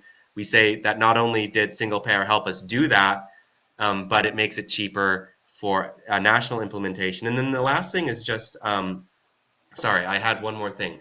Yeah, people underestimate this kind of thing, right? But right now, our ballot initiative campaign is mostly staffed by volunteers, yes, many of whom are don't have health insurance, right? Who are fighting for their own health insurance, who have medical debt, right? yes, yes, Well, yes, if we pass this, you have a bunch of Medicare for All activists who now have comprehensive health care. That makes it a lot easier for them to invest a few more hours in their day to Medicare for All activism, right? They're coming off of a victory, right? They're hot off of a success. yeah. They feel powerful in their activism, and Drawing now blood. they have guaranteed health insurance. Yes. Okay, and of course, this actually reinforces the whole movement. Okay, let's say that Washington is successful, California is also successful, okay, and Oregon is successful. So you have a block of states that have actually passed Mm-hmm. single payer programs, single payer programs that are similar to one another. They probably will be similar, I think, out on the West Coast. In fact, I think there's probably a good chance that the Washington model might actually be picked up by some other states close to you. Okay, let's say that happens. Then how does that affect the national movement, okay, and the national picture? Okay, when I Mm-hmm. say how does that affect, I mean, I would expect some other states would try to do the same thing. On the other hand, still other states will just continue to actually block a Medicare for all, or I should say single payer, at the state level. Okay, in those states, what happens to the movement for Medicare for all? Does it get discouraged or does it get hungrier? Okay, at that point. And if it gets hungrier, how and where does it pressure when it's blocked at the state level? Yeah, I think that that's a really nuanced question, but um, Yeah, I got a lot of nuanced questions. I mean, that's yeah, I think that's no, my I mean, nuanced questions. I sometimes think of it in this other way, right? Which is sometimes people talk about, well, let's say that whole Washington passes, but then at the future there's some challenge to it, right? And sometimes people use this as a reason to not fight for it in the first place, right? And I say, look, Yeah, there's no guarantees of success, right? There's no guarantee that you ever get to stop fighting for healthcare. But think of how powerful that reframing is instead of me asking, fighting, demanding for healthcare, it's now flipped and they're trying to take it from me, yeah, right? yes, yes. Um, so I think that that's a really powerful sort of reversal of it. And I think that increasingly, right now, the whole country is sort of beholden to the same healthcare system. And we all we don't suffer the same, but it's kind of, we're all in a similar position. Um, I think that states passing truly universal, comprehensive public systems, it will make the differences increasingly stark. And I think that it will increase the hunger for it. I think it'll make people understand the score better. Yes, yes. People, right now, people want better healthcare, right? But they don't know what better healthcare is. And I think that they need to see it. And I think that it's the sort of thing where, like, they are just traveling to visit their aunt and broke their arm and realized that it could be way better, and it's not, it's not, they don't suffer in their state for a good reason, right? There's not a good reason for it. Yes. So I think that's one of the things about it. And I do hope that, I mean, I think that it needs to put that pressure federally, because I mean, um, I think that the pressure should be really on all levels of government, right? I think that people sometimes say that we need to make healthcare, medical industrial complex money as toxic as tobacco industry money, right? And I don't think that Yes. should matter if you're state or federal. Um, but one really important thing, right, is like sometimes people will say, well, Nancy Pelosi, she supports the state solution, and that shows that that shows why we should not support it. And I sometimes say, That kind of she supports the state solution for the same reason our state legislators support the federal solution, which is that it passes the buck to somebody else. And so that's another reason to fight on all fronts, is to say, I don't care. I don't care what position you're in. I expect all of you to consider yourselves invested in fixing this problem. yes, yes, Um, yes, yes, yes. Okay, it seems to me that if we get successes in a few states, and then there are other states close by where it's blocked. But people in those states have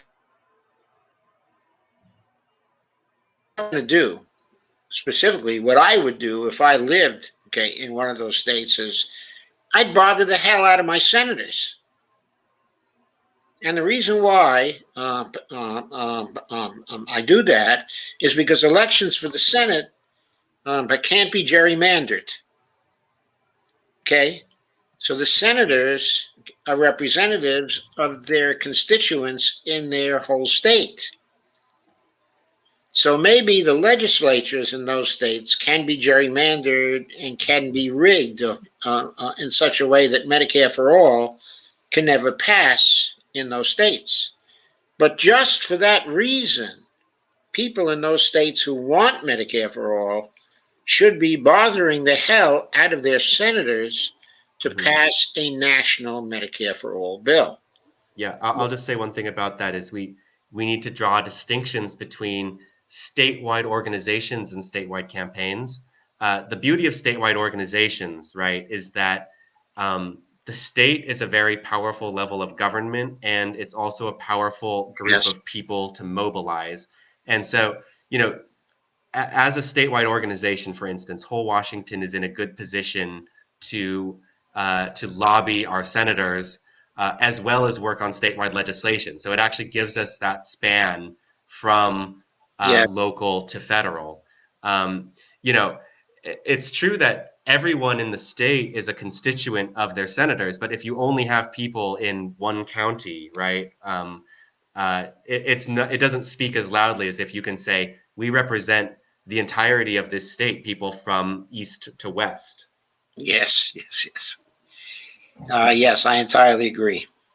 Well, this has been a very interesting conversation. We've explored many very different aspects, okay, of the problem, and many ways in which we can affect it, okay, or maybe not affect it. I think it's time to turn to the comments, okay, and questions and consider those. At this point, though, okay, I want to give you a chance. But do you want to stay for the comment section? You're very welcome to do so.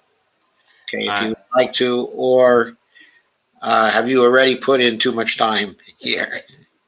I would love to stay for a couple comments, but I will politely excuse myself probably before we wrap them up. Okay, that's fine.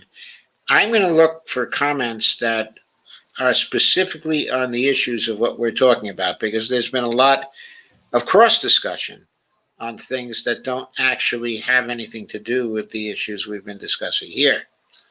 In other words, conversations, okay, have gone on side issues that people, just introduced but for whatever reason. So let me try to find some of those comments, okay, at this point.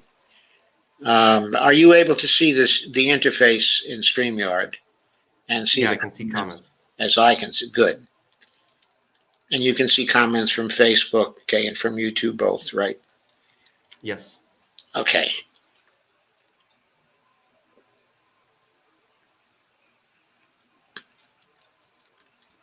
Okay, I'm going to look specifically for questions, okay, as opposed to comments, so we can maximize your time here, and then I'll go back and consider other comments.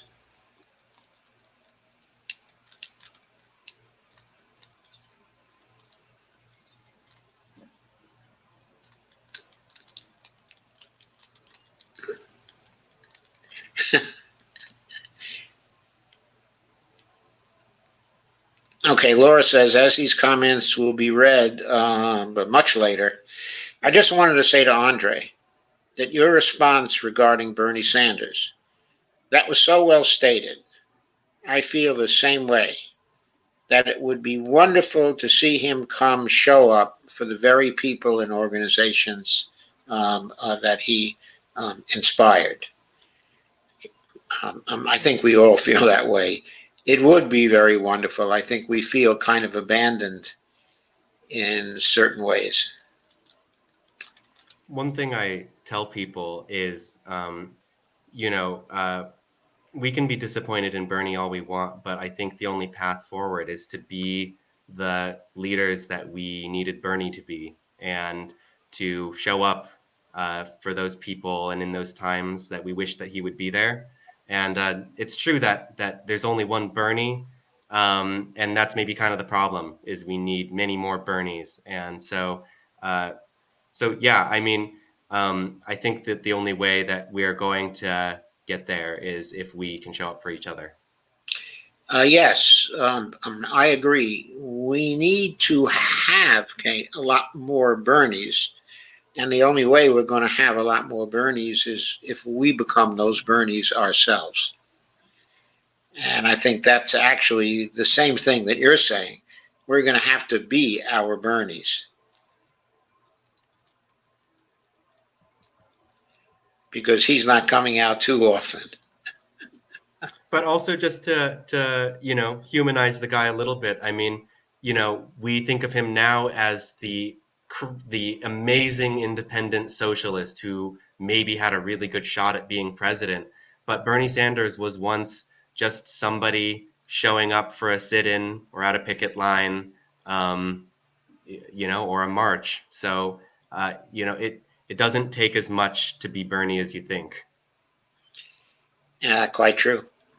Quite true. And even when he got into Congress, he was showing up for votes, and he was in the wilderness for a long time in Congress, but he still showed up, he still objected, he still spoke, and he made some deals. He had some accomplishments over the years.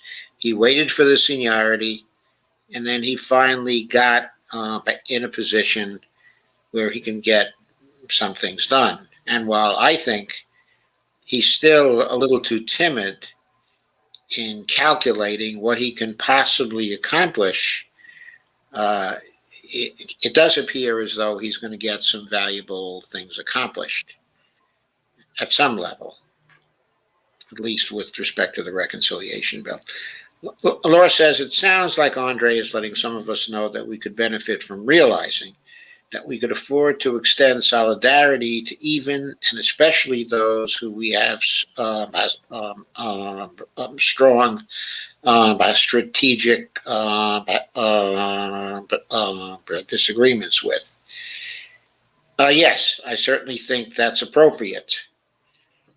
Okay, but I think solidarity, at least to some extent, has to be a two-way street. But don't you?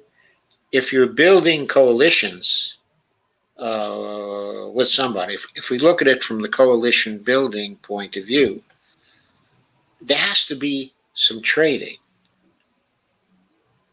Yeah, I think so. And I think that I think the right way to do it, I try to give solidarity as freely as I can, and maybe maybe I think that's the best way to get it back, is the main thing. But that doesn't mean that you just endlessly give and give and give no matter what you ever get back, right? So I think that it's showing up with an open mind and an open heart, and being being willing to work with people who it doesn't necessarily come easily.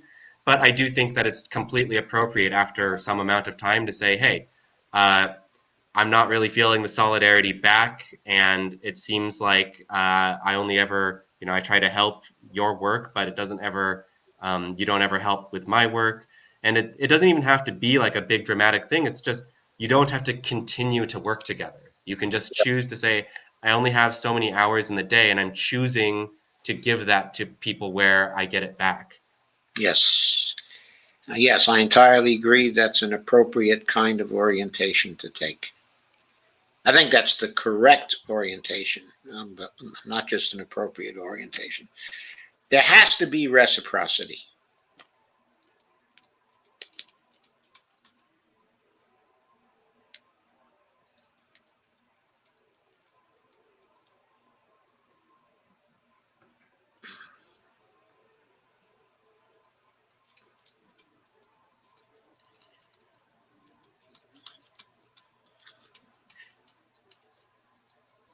I'm trying to skip to some questions, but most of what I'm finding are simply comments.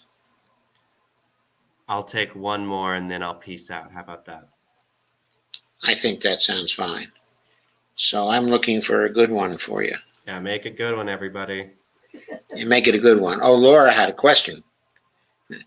Oh my God, Keith Ellison race. Good grief, that was an important one. We knew it then. How long are progressives going to play it safe through these establishment smear campaigns and not strike back / counter with appropriate force? I thought that was a very good question.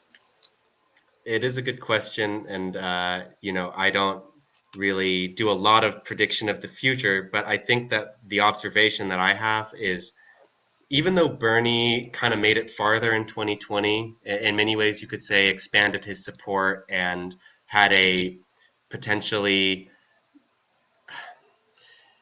you could say he came closer in 2020, but what I noticed was that it seemed that the actual power of progressives in Congress and in government in general was much higher in 2016.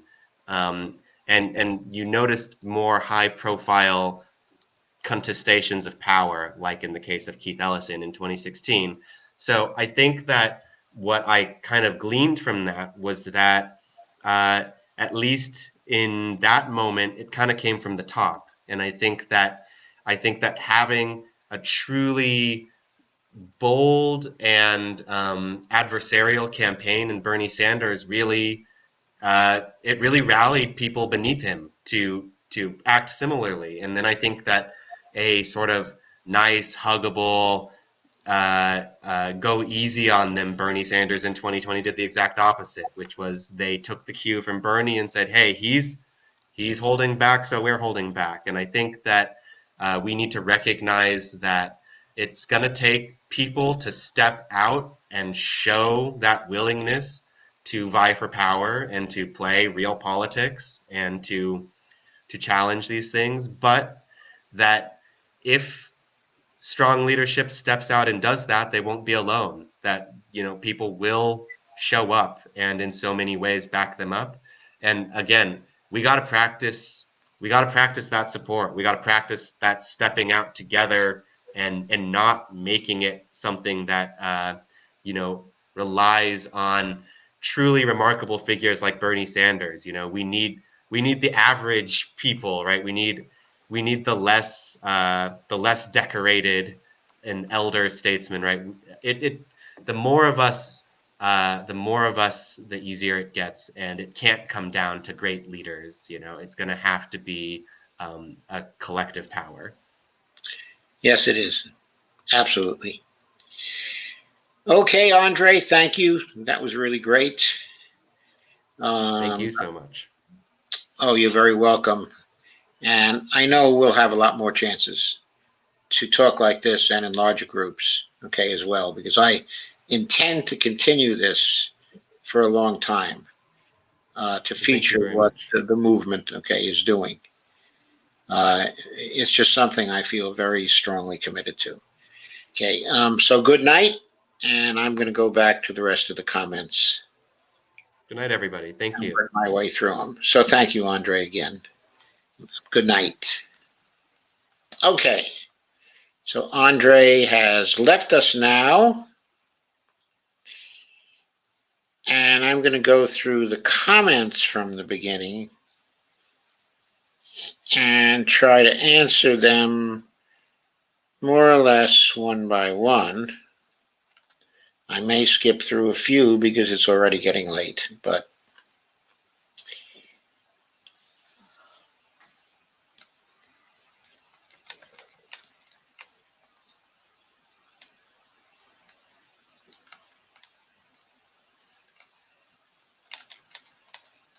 and Jeff Denton says 7 states passed laws in 2016 about legalizing marijuana because Bernie Sanders and Tulsi Gabbard both campaigned on it. So yeah, that's why the 1% and their minions freak out about state-based efforts. At least 5 more states passed marijuana laws in 2020, but several also passed CBD laws, which is also the same cannabis plant but male and doesn't get you high, but a much bigger threat to the establishment. Yes, Jeff, I believe that's true. Laura Fielding says, yes, let's see this from Representative Jayapal, Rowe, AOC, and many more. If we could really just break through to them to let them know what difference they could and would make. Yeah, it's very hard to break through to them because they don't seem to recognize that when they don't show up for the things that we're doing, that de-energizes the movement. And when they come back later to ask us for support, very many of us are likely not going to be there because since we didn't get support from them, there's a loss of trust.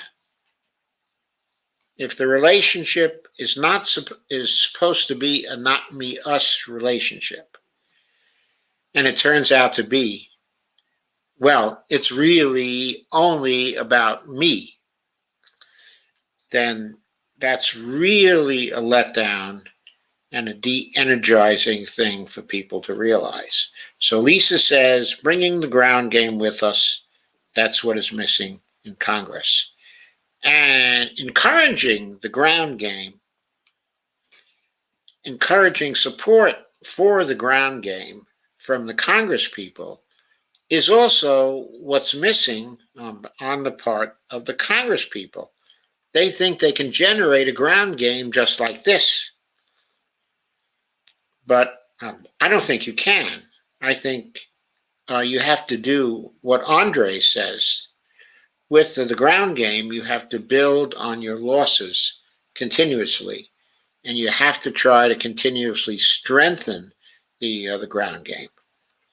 That doesn't always happen. Jeff Denton says there are only 3 states left without some kind of legal cannabis laws. Kay says PDA works on Medicare for all in California too. BL says, why did they choose a red apple as their logo? I'm not sure who has the red apple as their logo at this point. And Laura Fielding says, sounds like Andre is letting some of us know that we could benefit from realizing we could afford to extend solidarity to even and especially those who we have strong strategic disagreements with. I did want to make a further comment on that. It's hard to extend solidarity to people who, in working with you, don't want to give you a role, some input into the decision making. If the people involved are only interested in using you as a tool, it's very hard to continue to extend solidarity to them over a period of time, because it's only human to resent used as a tool by someone else to support their construction of a situation and their objectives in a situation, even when the overall goal is the same. It's very hard to continue to extend solidarity to those. So I thought one thing Andre was talking about was very important, and that was the identification of solidarity with coalition building. If we look at it from that standpoint, then it's easier to understand when you're building a coalition with people that all members of the coalition have to be getting something out of it. There can't be parts of the coalition that are just tools for other parts of the coalition continuously. There has to be reciprocity. Jeff Denton says, I've sat in with Dr. Bill and the gang many a time. Kay says, I belong to the PDA too. Jeffrey Evelina says, walking across ideologies and learning the different languages to find a common front is exactly the thing to do. Good on you, Andre. You're definitely on the correct path. Finding that common ground sounds easy, but it takes a certain brilliance and empathy. We all have to strive for that. I think that's a very good comment, Evelina. I entirely agree. Jeffrey Denton says, but PD America is surprisingly progressive, and Dr. Bill will let anyone speak, which is so transparent for Democrats. I can't even believe it. Pretty cool that time when Nina popped in as well. Interesting comment. And Kay says, I watch on YouTube every Sunday. And Kay says, I'm old and now in Ohio, so I can't do much else but watch and share. Jeff Denton says, I get to Zoom with them if I want, but also healthcare for all California national nurses and national DSH sound halls. Georgia and Catherine, Hull, Washington's two most active members, are big with one pair states, so I don't have to worry about networking with them as much. Evelina says, educating yourselves and others is an important part, and you do that, Kay. Kay says, yes, Evelina, I try my best. Laura Fielding says, we have to always return to one fundamental fact, that Medicare for all is not on the National Democratic Party platform. Yeah, again, because the leaders didn't want it to be on that platform, the national leaders. This speaks to the party's willingness, determination to strongly oppose its passage. I entirely agree. To put all of our eggs in the federal organizing basket would be foolhardy. I completely agree, of course.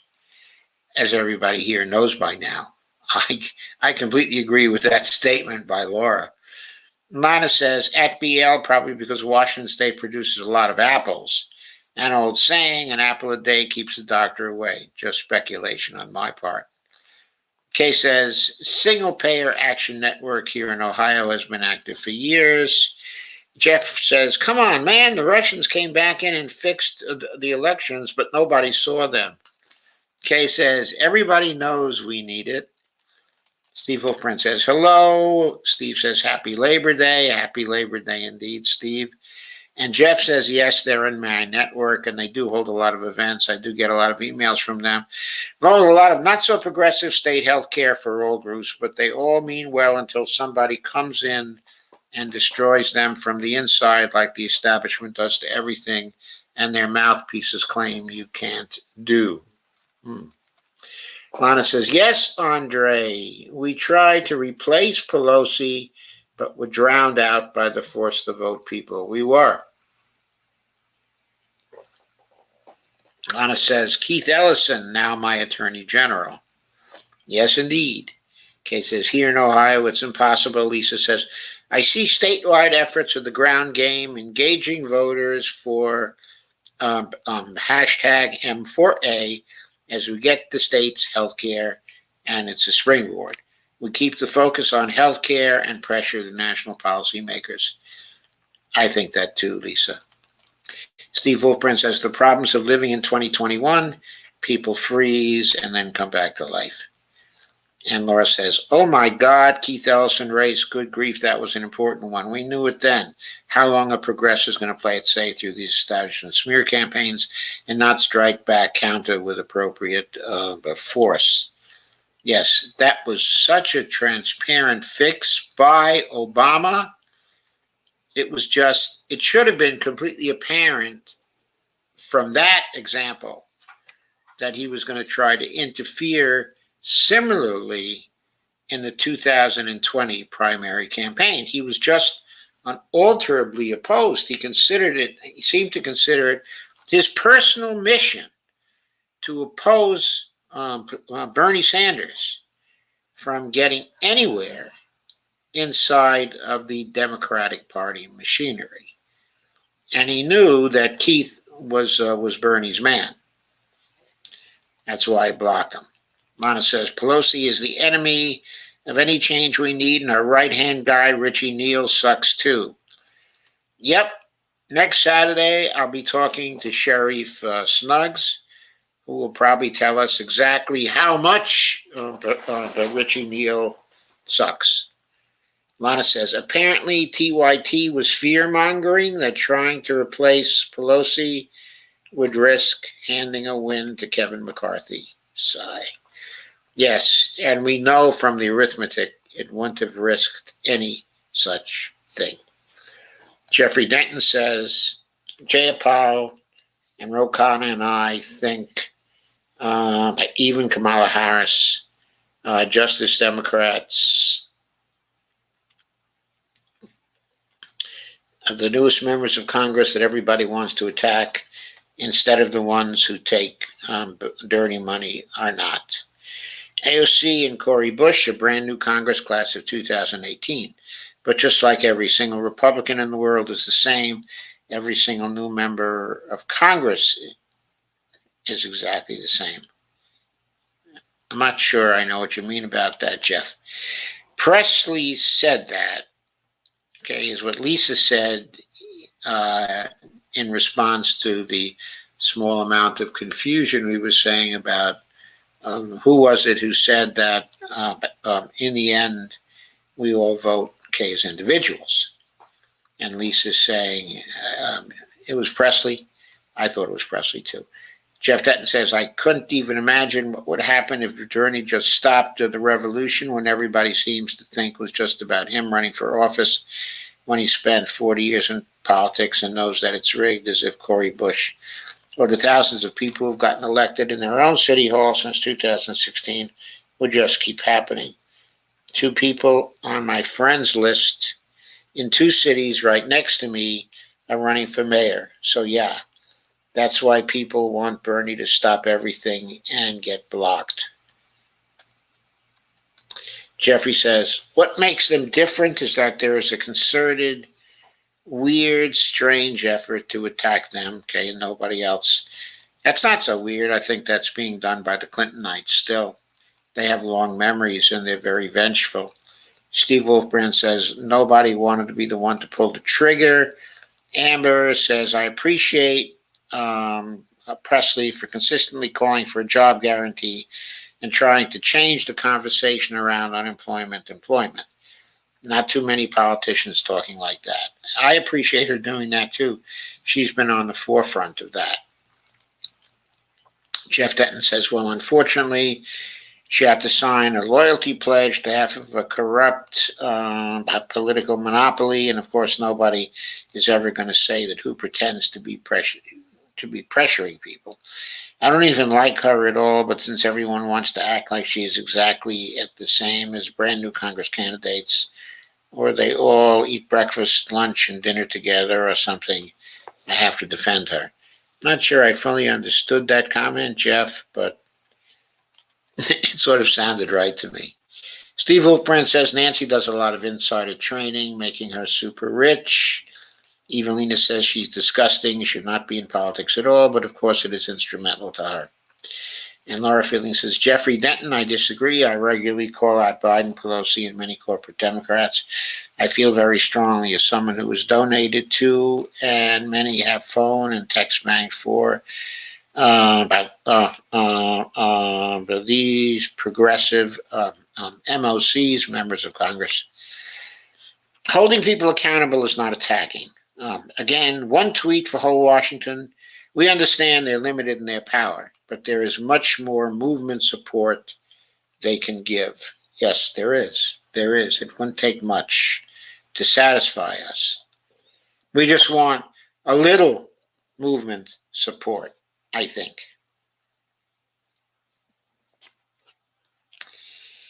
Evelina says, uses politics to get rich. Steve Wolfbrand says, the long haul, it's your entire life.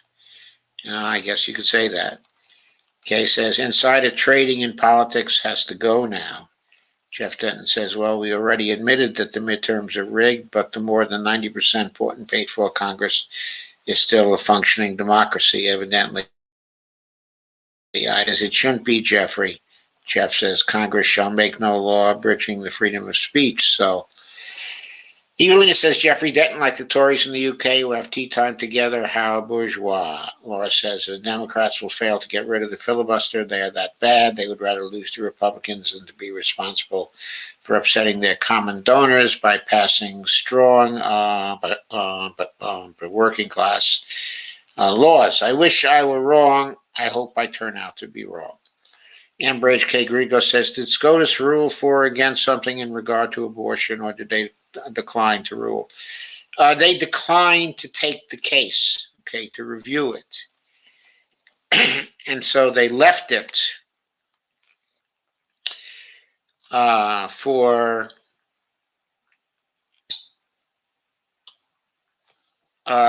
so they allowed the Texas law to stand.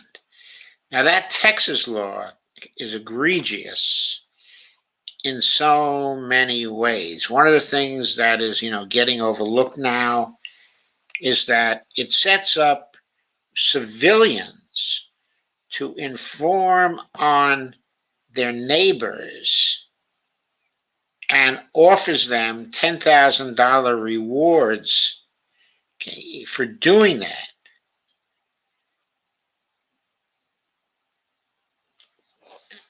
That was commented on by Lawrence Tribe, but just recently. And the way he put it, it wasn't just Roe that died at midnight on the 1st of September with barely a whimper, but let alone a bang. It was the principle that nobody's constitutional rights should be put on sale for purchase by anyone who can find an informant or helper to turn in whoever might be trying to exercise those rights. That, after all, is how the new Texas law works. Its perverse structure, which delegates to private individuals. Anywhere a power of the state of Texas is forbidden to exercise itself. Until Roe is overruled, punishes even the slightest form of assistance to desperate women, doctors, family members, insurance companies, even Uber drivers are all at risk if they help a woman in need. And the risk is magnified by the offer of a big fat financial reward for whoever successfully nabs a person guilty of facilitating an abortion. Once a heartbeat can be detected, typically 6 weeks after a woman's last period, well before most women even know they're pregnant. There's not even an exception for pregnancies resulting from rape, or incest. No law remotely like this has ever been allowed to go into effect. But the Supreme Court allowed this to go into effect. The prospect of hefty bounties will breed a system of profit-seeking, Soviet-style informing on friends and neighbors. These vigilantes will sue medical distributors of IUDs and morning-after pills, as well as insurance companies. These companies, in turn, will stop offering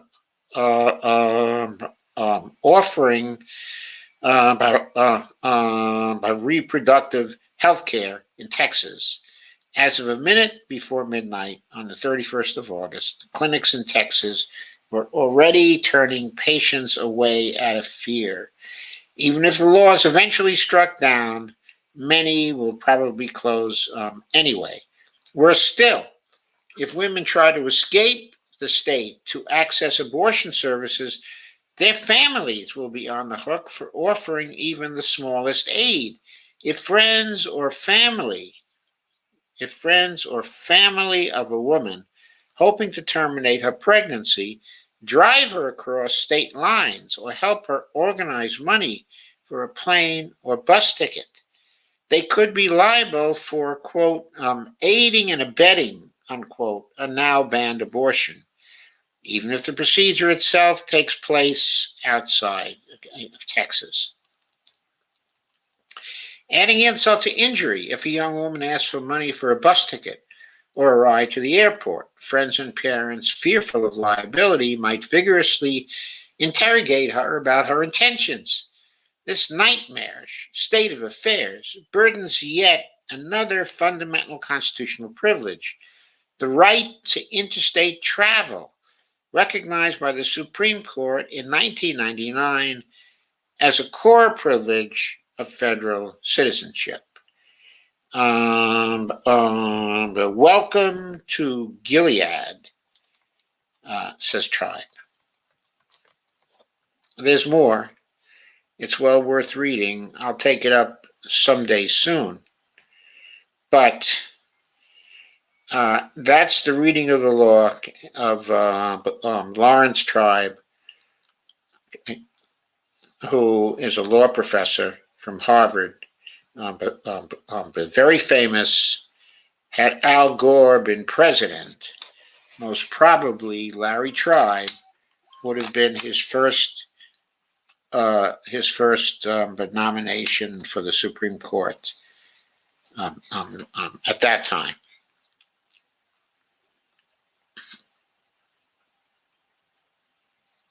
So that was in answer to Amber's question. Evelina Pont says, how bourgeois? Give me a break. Jeff Dent says, all I was looking for was proof that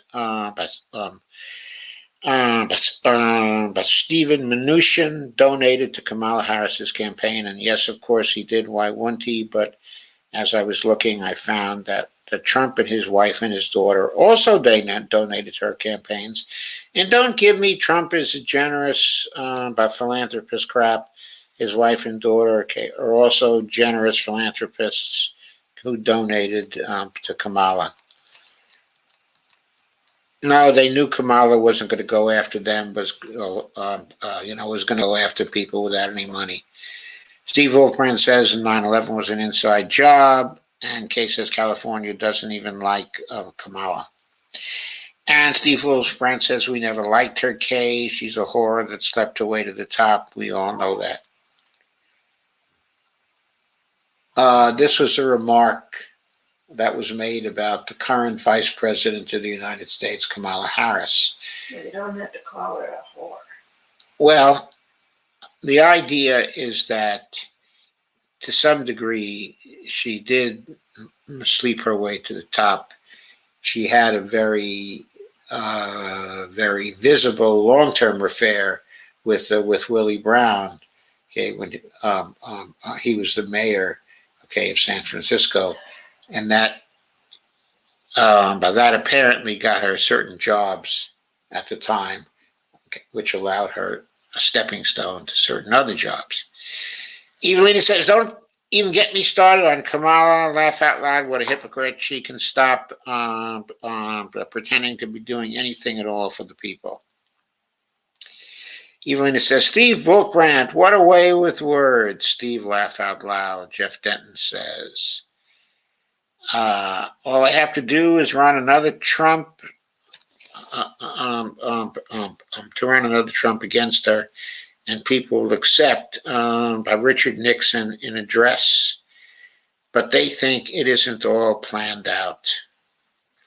Steve Wolfbrand says, Kamala slept her way to the top. By Willie Brown admitted that. And Steve says, well, I'm not going to repeat what Steve says. Kay says, hope someone better run against her. And KRTD Media says TRT was dear. KRTD Media Shane says fear monger it.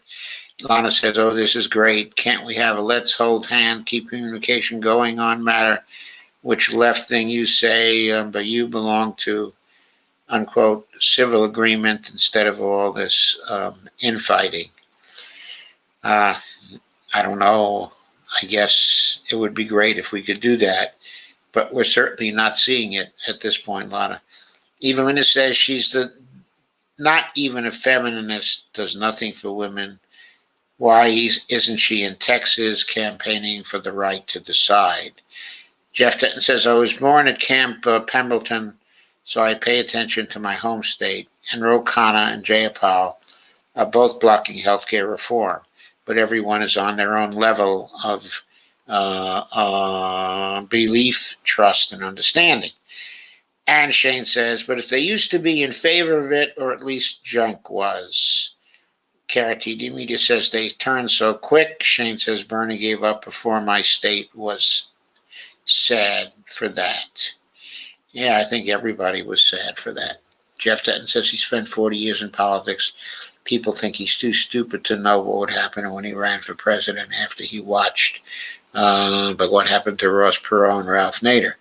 He ran for president so people like me would see the media cheating for him and wake up. And he also ran for president to get thousands of other people to run for office, and it worked. And of course, the gatekeepers aren't going to breathe a word about it. Laura Fielding says, quote, wins are built on top of losses, unquote. Andre Stackhouse. Yes. That is a good quote from Andre. Shane says, and they conveniently didn't change my registration from independent to Dem in time for the primary when I mailed in the card 6 months before. And Shane says, so I couldn't even vote for Bernie. Even though he was out, I still wanted to vote for him. Jeff Denton says, we're going to easily get our signatures, and I was not surprised in the slightest bit that something happened to stop us. Shane said, the ending of both of Bernie's campaigns, they were very depressing. Obama stopped in twice to derail as a centrist status quo gatekeeper, voting for him twice. Now I can't stand but looking at him. Me neither, Lon. I can't stand looking at him either. Jeff says, I collected 100 signatures in 5 hours. It's my record. That's pretty good. 20 signature an hour. I don't know how you did that, Jeff. Ron Wolfbrand says, Steve Wolfbrand says, but Ron Placone is trying to make a movie. He has a GoFundMe. Please support. Kay says, there hasn't been a candidate I actually wanted to vote for over most of my life, and I'm 68. Damn sad. Bernie was the only one. Lana says, also, I hate the primary drama. Primary day should be one day across the board, or maybe primary week for all states at the same time. And Lana, but Laura Felix says, a signature captain campaign is how whole Washington can win. We need a goal to ask active volunteers to recruiting times number of signature captains per week or per month. I've got 2 new signature captains for you.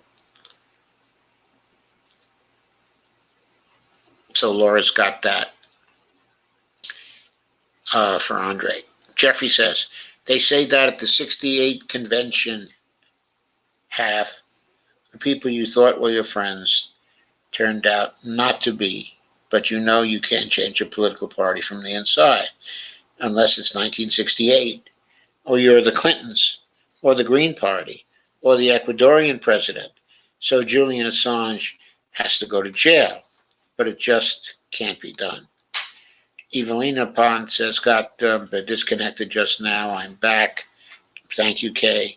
Shane says, defiantly, and you don't need 6 months is enough time to change my party registration.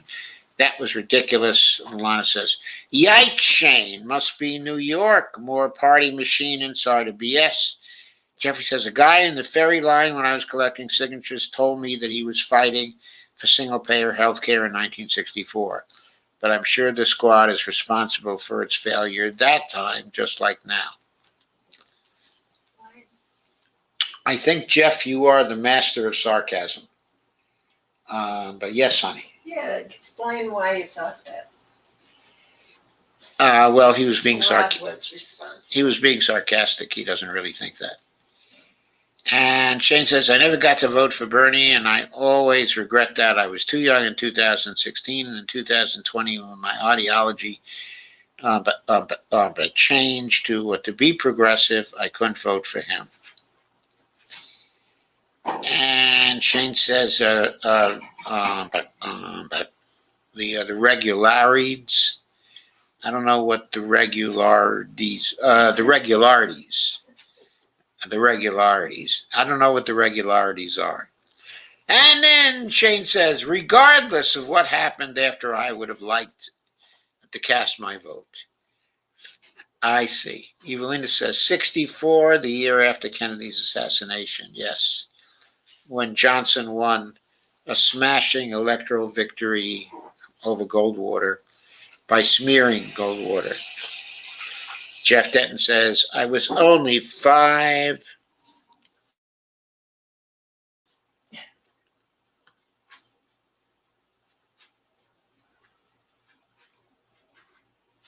Sorry, I scrolled down too fast. And Andre says, thank you again, Dr. Firestone, and everyone who tuned in. That was nice. I'm getting a bunch of interruptions here. He called me doctor again. What's this? It was Joe earlier this evening. Now it's doctor again.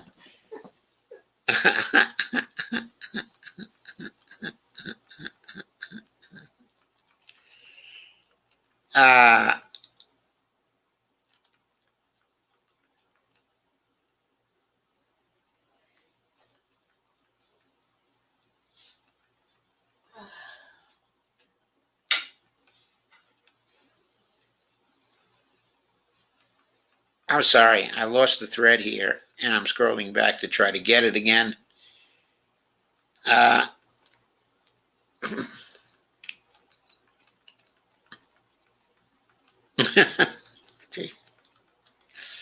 Boy, you sure put in a lot of comments between 10:40, okay, and there afterwards, and there after people.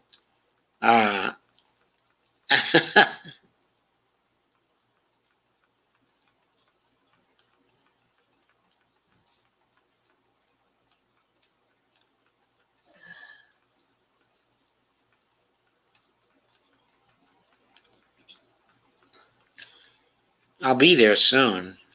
Here it is. No, wait a minute. Still not there.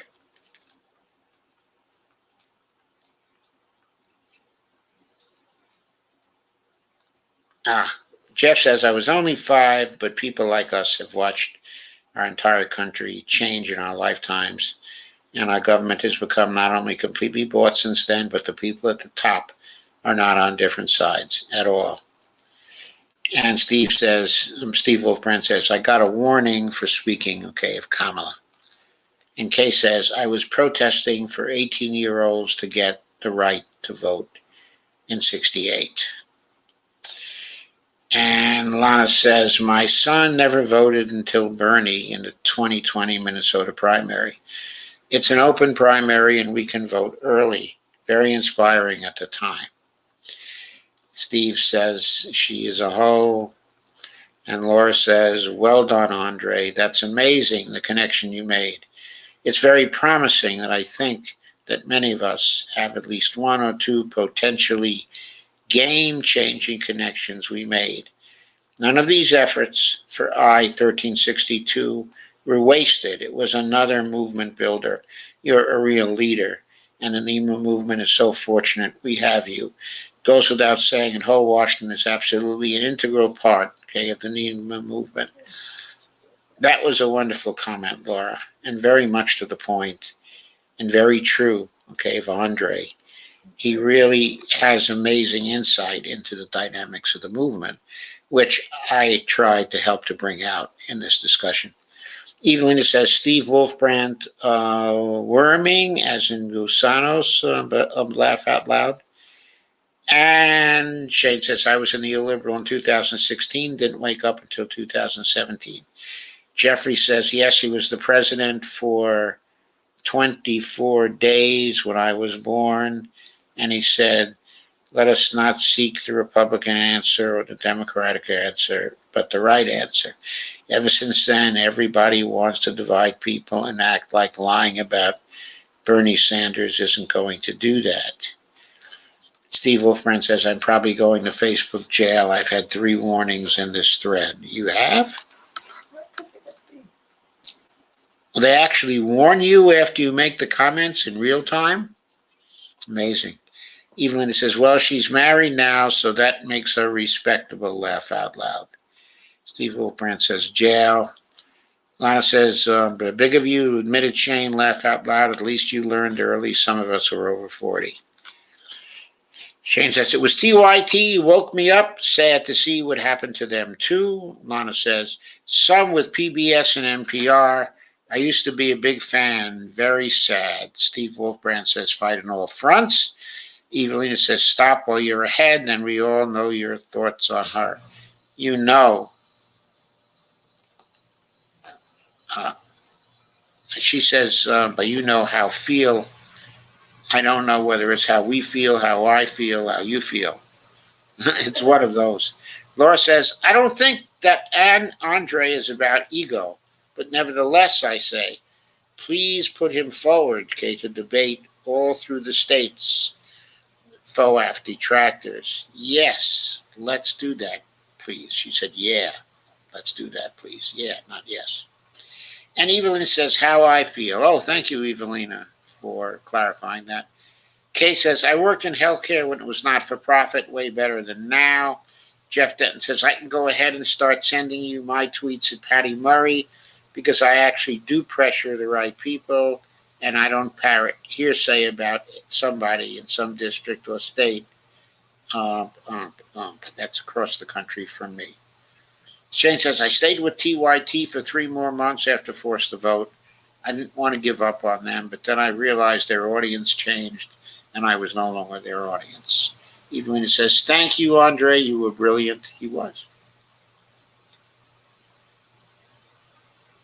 It all changed on December 29th, 1973, that none of the Forced to Vote or Switch to Blame people ever want to talk about. HMOs were changed from service organizations into for-profit entities, and that's what has to be overturned. And none of the people who claim that they but they want to have a Medicare for All program and want you to blame people who just got to Congress will ever breathe a word about it. Kay says, thank you, and come back again, Andre. Indeed, Andre, come back again. And Dolores Pierce says, thank you, Andre, for a great discussion. Shane said, I showed them loyalty they clearly didn't have for their audience. Steve Wolfman says, a wonderful guest. Steve Wolfman says, we are the Bernies now. Lana says, I only watch TYT here and there. There are many feel the way you do. Lana says, Andre sure seems to have his stuff together. He does. I think he really does. And Shane says, Cenk was my inspiration for starting KRTD Media. I modeled a lot of our infrastructure after theirs. And Shane says, and I knew Mike. I'm sorry, who's Mike? L. Steve Day says, be a Bernie, but an MMT, not a tax one. Right. Laura says, Bernie is a person who moved a lot of us who had been completely complacent politically throughout most of our lives to action. He did. Jane says, Mike, but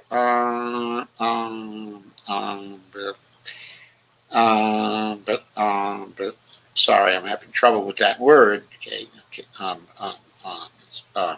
It's actually Moneta from Wolfpack. He was one of my first interviews.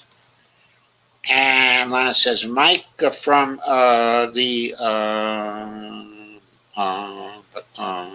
Humanist Report.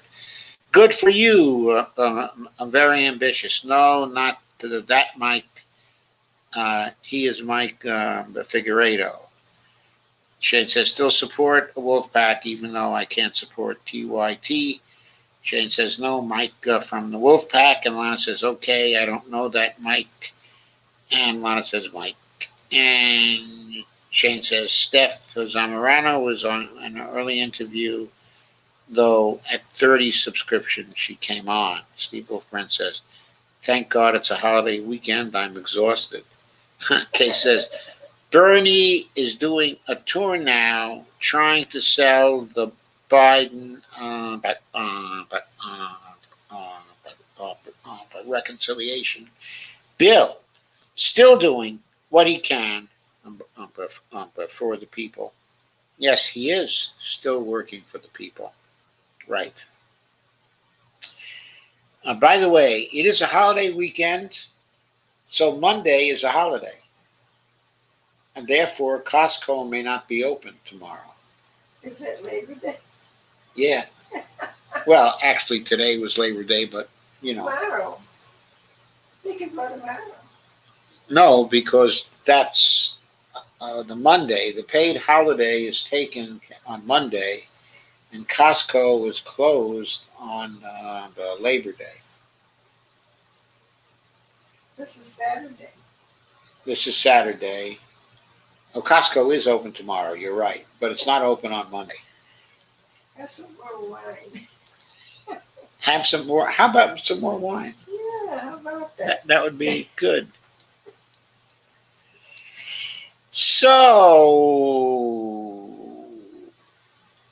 Shane asks, Lana, are we friends on Facebook? Would love to continue this interesting conversation another time. I really enjoy talking to other lefties.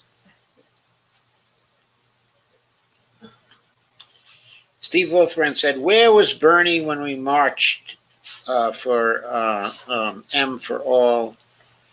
Steve says, where was that fucker? Jeffrey says, it was not. It was never about Bernie. It was about him showing the entire planet that the United States is not a functioning democracy and getting thousands of people to run for office in their own damn city councils.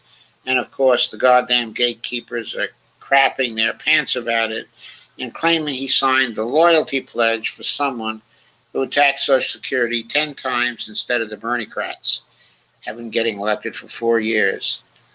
Laura says, such a great insight, Andre, to my question. Thank you.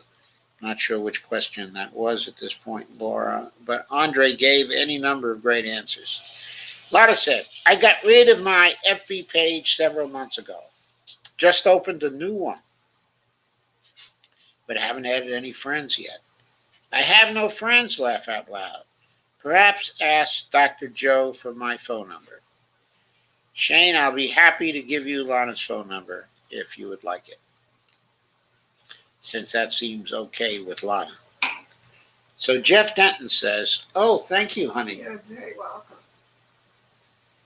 To us, someone in next Now, this is the last of our anniversary celebration sparkling wine.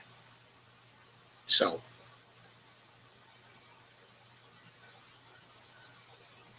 we are drinking to many more. Oh, yes. Many, many more. We had a great time yesterday and today, too. Jeff Denton says they used a voting app to stop the entire vote count in Iowa caucuses. I know. So that Bernie would not win Iowa by a landslide. Joe Biden, I don't even think was even there. He did come in, what did he come in there? 4th or 5th or 6th? I don't know. He was way, way behind. Okay, and by the way, they tried to rig New Hampshire as well, and I think they did rig it in certain districts where there were great discrepancies between the exit polls and what the final vote showed. There was something strange about those districts. All of them had a particular type of voting machine in them. Different type. All of them had the same type, a voting machine in them. Is that the wrong thing to do? It was a particular type, a voting machine that could be easily hacked. By a 10-year-old. Easily hacked by, I think it was by an 11-year-old in 10 seconds, but it was something like that. Yeah. So anyway, it was in those areas where the discrepancy existed between the exit vote and the final count. And in the other areas of the state, there was no discrepancy. Only in those areas where these voting machines were being used. It was highly suspicious. Yes, So Bernie won, in New Hampshire, but the number of votes Joe Biden got was highly suspicious. It was in these areas with the voting machines. He didn't even campaign. No, he did not even campaign. Right. He waited for Jim Clyburn to fix the election for him in South Carolina.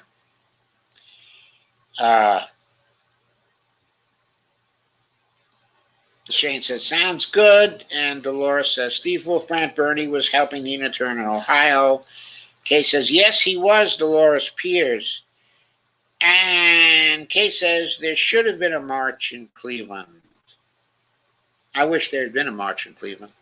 Jeff Denton says, they think that he should just stop everything he's been doing and get hundreds of people elected each year in their own communities and come clean and get blacked out of the media for another 40 years and be called a radical, crazy old man again, which would only benefit who and why in the hell would somebody be stupid enough to think that Bernie scandal loyalty pledge for his good friend Joe, who attacked the Social Security 10 times, and not the hundreds of people who get elected each year, but running. That was quite a mouthful there, Jeffrey. And Jeffrey says, my dad's grandparents used to own all the property at Monitor, Washington, where the Treetop Apple Juice Corporation now stands. Okay. Kay says, Jeffrey, I was raised in an heirloom apple orchard. Great childhood. And Kay said that. And Jeffrey Denton said, I guess Bernie should have just gone home and not even participated in government anymore once they killed more than 1 million-person campaign. Obama threatened him and he suspended it because of the virus. Or maybe he should have signed a loyalty pledge to the Republican Party and not been able to go against their credo or whatever. I honestly don't know what people think he should have done after getting thousands of people to run for office, because he knew he would never win. Well, I think there's one thing he should have done. I think he should have asked the people who worked for his campaign and who contributed to him for their views on whether he should have dropped out when he did, or should have gone on fighting. Kay says, yes, because, it's the not me, us movement, but it was me who made the decision without input from the us. So I got to say, Jeffrey, that wasn't consistent. Kay says, yes, Biden was drafted to the presidency. Jeff says, if somebody hadn't changed a political party from the inside, there wouldn't be any damn Clintonites. So, absolutely correct. Jeff says, all the squad is exactly the same, and the reason we don't have Medicare for all is their fault, and that is what the PR campaign is all about. What? I didn't grasp that one. Jeff says, Supreme Court has to talk to their bosses first, but don't worry, we can trust them. They're the ones who passed the CU decision. Well, my feelings about the Supreme Court. You passed your laws. You use Article 3, Section 2, and you deal the Supreme Court out using Article 3, Section 2, the exceptions clause. And Shane says people get $10,000 rewards for turning in their neighbors. What the fuck? Yeah, that's right. They do. In fact, it's not only turning in the people who are getting the abortion, it's also turning in any people who facilitated their going out of state even to get an abortion. I mean, that's got to be an absolutely unconstitutional law. Yeah. Laura Fielding says, I'm being called to resume family time. I really enjoyed this interview. Thank you very much to you both, Joe and Andre. Thank you for coming, Laura. Good night, Laura. Andre says, thank you again, Dr. Firestone, and everyone who tuned in. Evelina says, that Texas law is a horror. What?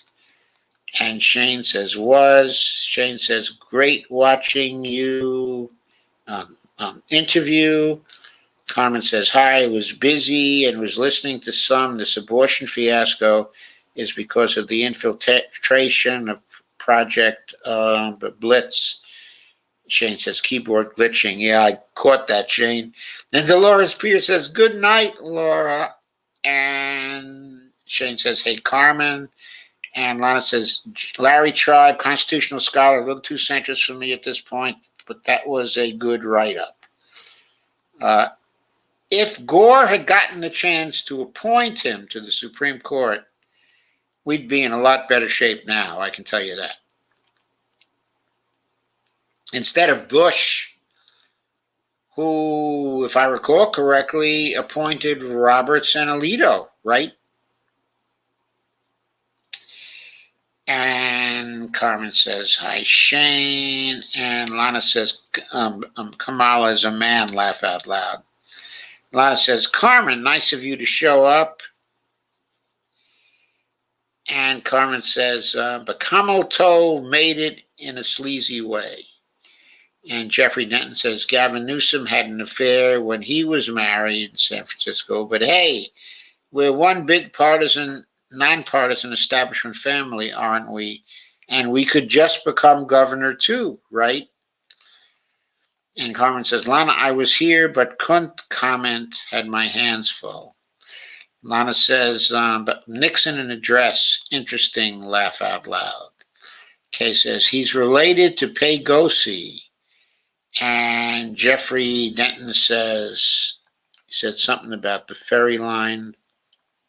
Sorry, I lost the thread again.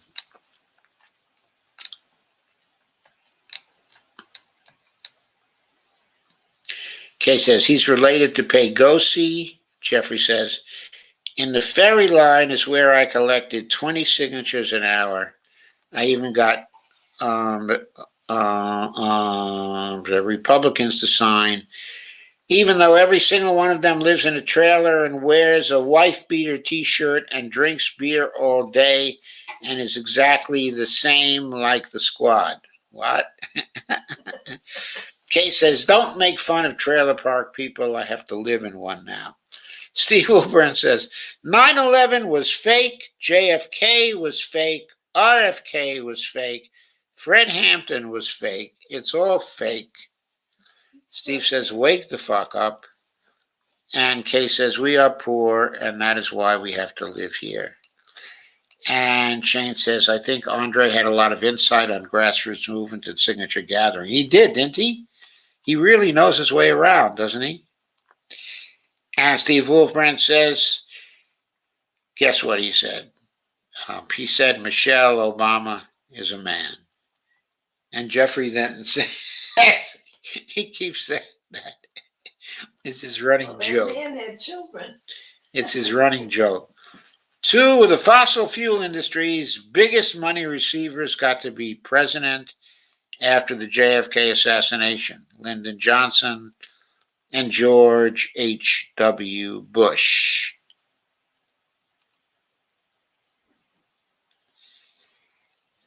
How about George W. Bush? Wasn't he third? And how about Trump? Are you talking about the shrub? I was talking about George H.W. Bush, and I was talking about the shrub, and I was also talking about the Trump. Oh, okay. Carmen Muniz says Willard Scott died, at 87. Oh, the weatherman, Willard Scott, yeah.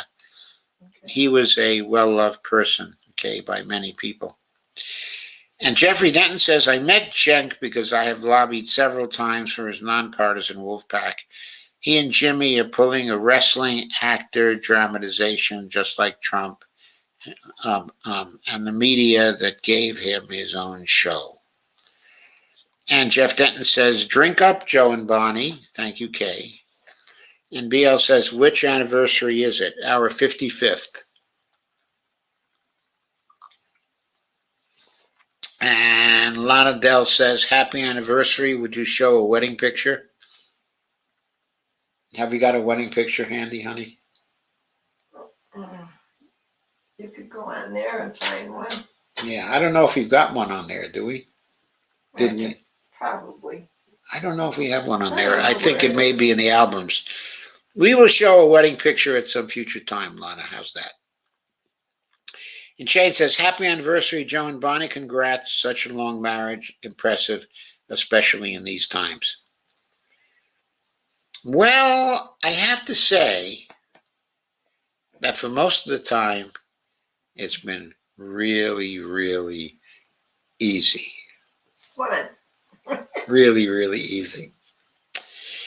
And Carmen says, a glorious happy anniversary to you, Joan Bonnie. You're so special. Thank you, thank you, thank you. And Jeffrey Denton says, I've seen the video that shows her junk the Greeks used to control their generals through something called pederasty, or pairing generals and heads of states and offers of the church with young boys, unfortunately. Gee, Jeff, that one was really, I just don't know what to say. I'm speechless. And Kay Clark Ryan says, voting machines are made to hack. Steve Wolfburn said, of course, but the point is, with those voting machines in those districts in New Hampshire, there was evidence of hacking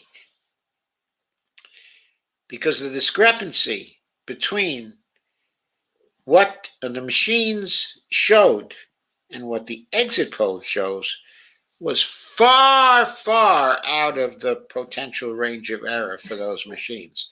The probability that could have occurred was infinitesimal. Jeffrey Denton says, yep, but two different political parties for some reason don't challenge the other on it or use facial recognition software on each other that can literally tell when a person is lying. Yeah, I know.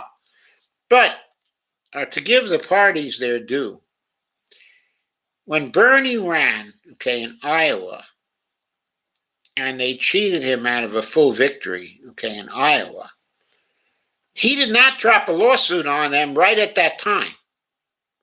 He really needed to do that. He had a huge amount of contributions coming in then, a great lead in contributions, plenty of money for legal action. If he had taken legal action at that time, he would have gotten even more money in favor of what he was doing, and he would have served notice on the parties. Every time they rigged something on him during the primary, he's socking them with a lawsuit. He could have bankrupted that frickin' party. That's what he should have done.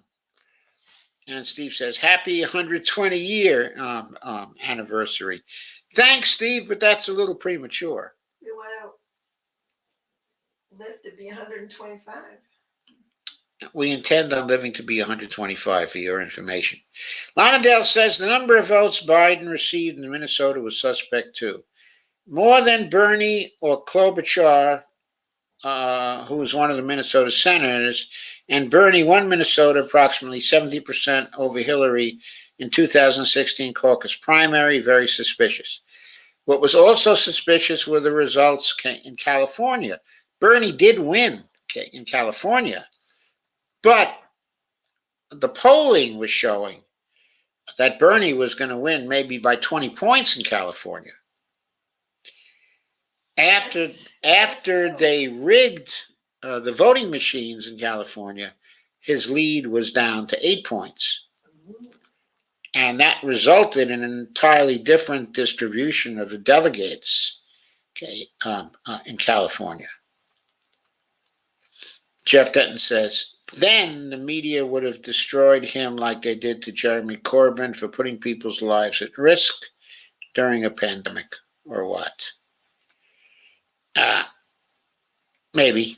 And Jeff Denton says, how far would overturning CU and the HMO Act go towards fixing what's left, of our country?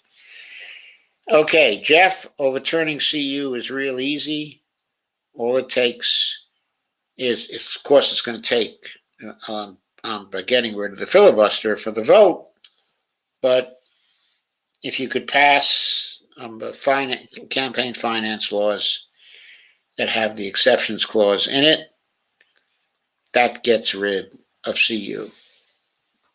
It could happen tomorrow if they had the will to do it. And Kay says, Jeffrey and Courtney Kirkus says, Anyone interested in article, the first re-congressional apportionment?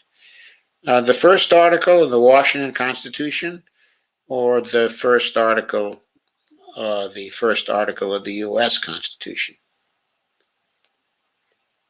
I'm certainly interested in the first article, okay, of the U.S. Constitution. What would you like to discuss about that? And BL says, happy anniversary, baby. Got you on my mind. BL says, Bernie started the left movement. And Jeff says, exit polls were off by 15% in the last Democratic, but presidential, but primary. Yes. And they cannot be off by 50%. It's by 15%. It's impossible. Steve Wilbrand says, love you, Doc and Bonnie. Happy anniversary. Happy anniversary. We love you very much. Thank you. Thank you very much, Steve. Coming from you, that is a high compliment indeed. And Shane says, Bernie did for this generation, but everyone forgets Jesse Jackson's campaign by years ago. Similar platform, and then Howard Dean before both of them joined the establishment. Okay, and Gravel. Yeah, Mike. That's quite a character. I think Howard Dean joined the establishment real quick. He sold out really very quickly after his campaign.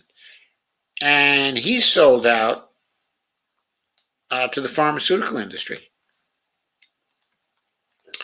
Or was it to the health insurance industry?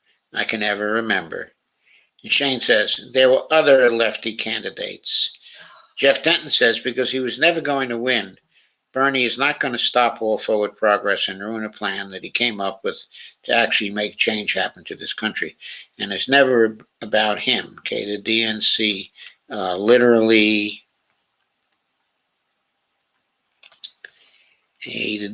literally committed fraud and took money from millions of Americans who expected a fair contest. I completely agree with that. But where would all of the thousands of Bernie-crats be he just inspired to run for office go, and who would be protecting them if he didn't sign, a loyalty pledge? The courts did nothing to Debbie Wasserman Schultz. Well, yeah, she was never even prosecuted in Florida. Of course the courts did nothing to her. I mean, she should have been put behind bars for what she did. Kay says, many voting machines were made here in Ohio by Timkins and I don't know who Timkins and is. They were made to hack by years ago. Jeffrey Denton says, a constitutional convention is what Wolfpack is shooting for, but it's pretty much controlled opposition because, it's junk. A constitutional convention at this point, with all the legislatures in control, of the right wingers, is probably suicide, probably total suicide. If you want to have a one-party state, have that particular constitutional convention. That's all you need. And let's see. Shane says, hashtag send Palin and Romney to Afghanistan. And Jeff Denton says, and Bernie is still getting people like Cory Bush elected because he didn't challenge the cheating or quit trying and let the media in both parties have at him. And once again, he's the longest serving independent in the history of the United States Congress. And Lana says some of the voting machines were made by Diebold. I'm not sure they were made by Diebold in New Hampshire, Lana. I thought maybe they were S&S machines there. And Kay says, Timkins is a huge company up here, Joe. Okay. These glasses should have been made wider at the bottom. And Dolores says, thank you for a great discussion and good night all. And Jess says, yeah, it's a setup. There's no way to bought and paid for parties They're going to allow constitutional convention. Yes, yes, just like taxes. They scare everybody with a runaway convention. Well, it probably would be a runaway convention, but what it would run towards would be fascism.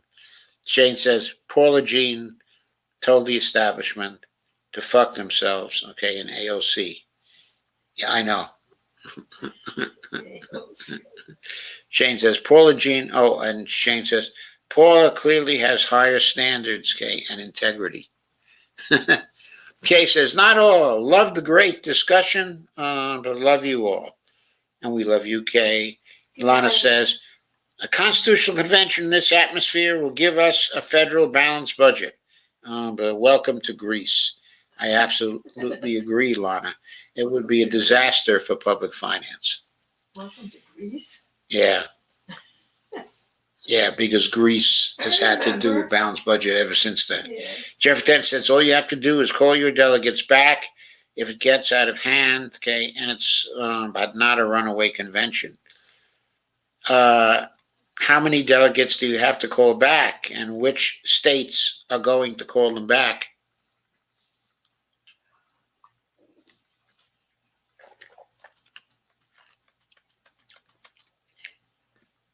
It depends on the specific rules before the convention.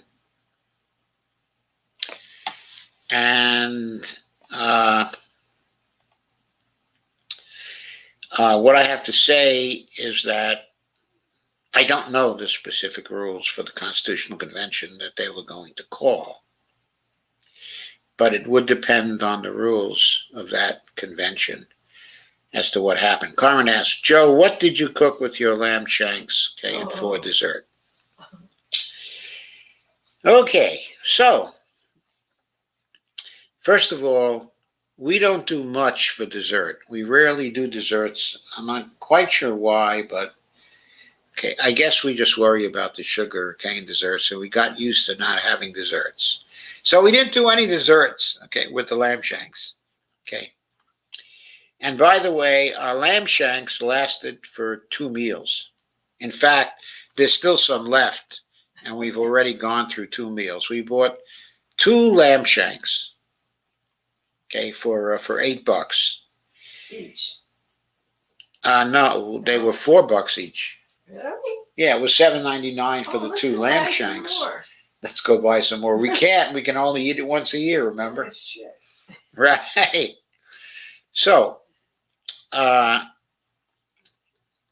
okay, we cooked the lamb shanks in considerable amount, okay, of red wine with appropriate spices, okay, and garlic. And the lamb sauce that was created from that, we cooked it through a slow braising process. It took maybe 2.5 hours. And the resulting sauce was really delicious. It's magic. Okay. It was magic, yes. It was really magic. What we ate with it was a saffron risotto, which I cooked. That also had green peas and shiitake mushrooms in it. And Parmesan cheese to enhance the creaminess of it. And then a final magic touch was a little coconut cream to make it even more creamy. And we used that as a bed for the lamb shanks. And boy, it was delicious. That's fabulous. And the way it combined with the lamb sauce. We didn't even use mint for these lamb shanks. It wasn't necessary to even do any mint with them. But they were absolutely delicious. Served in that way. With the saffron risotto, okay, as the bed. And the shiitake mushrooms. Man, that was really out of this world. And it was just as good the second night, okay, as it was the first night. And we're still not entirely finished with it. We have plenty of the risotto left, and we even have a little bit of the lamb left. Well, you do. No, we both do. I don't have any left. I ate it all. Well, that's all right. I get to have some of yours. You do. You do. You get to have some of my leftovers, absolutely. Okay. Shane says, maybe depending on if there were rules for the convention where they can only make it for one issue. Right. But when you get into a constitutional convention, then they get to make their own rules, don't they? And Shane says you can make it a corporate money issue, but if they make their own rules, they can expand it to many more issues than just a corporate money issue. Kay says, I've heard a convention is a very bad idea. I think with the current split in this country, in the state legislatures, I think it's a very bad idea. Still Wolfbrand says, what a lovely marriage you have, Steve. Thank you, Steve.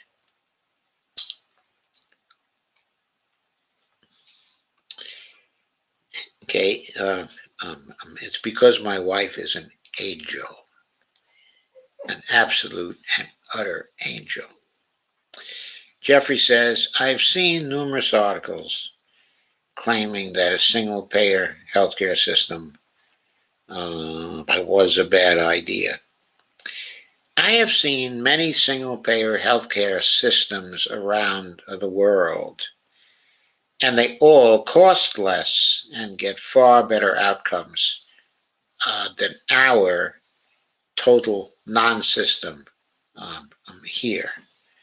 So, I guess, based on the experience, in other countries, that I think it's pretty much a sure thing that a single-payer healthcare system is going to be a great improvement for this country. People would be healthier, work better, and live longer. Live longer. And have healthier children. Yes. Far less death in childbirth, and much higher life expectancy. And Steve Wolfbrand says, by what a lovely, okay. Kay says, not at all the same, Jeffrey. And Shane says, I think convention with the right rules will be fine, but all that needs to be decided prior to the convention. I think that's the problem, Shane. You can decide all you want prior to the convention, but once the convention starts, it can make its own rules. It doesn't have to be bound by the resolution that sent it there. That's my understanding. If that's the case, it's not going to do any good to decide things before the convention. Mm-hmm. Lana says too many GOP governors. That's right. And too many GOP state legislatures.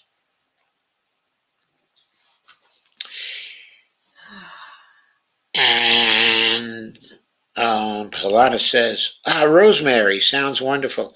Actually, we didn't even have rosemary in it. No, we didn't even have rosemary. We had garlic. We had salt and pepper. Red wine. Yeah, red wine. What else did I put in there? I put paprika in. Coconut cream. Salt and pepper. No, that was in the. Okay, I put the coconut cream in the risotto. Oh, okay. That's what I did. That's why I'm not the cook. Yes. I did not put any rosemary in. I should have put some rosemary in, but I should have put some sage in too, but I don't think it would have made it any better. I mean, I'm just extrapolating from how it came out, I mean, it just really, really was good. It was so lammy. I mean, it was just very gamey. If you know what I mean. Even though the lamb shanks were store bought. Okay, I actually got them. Okay, at Wegmans, as a matter of fact, standard Wegmans stuff.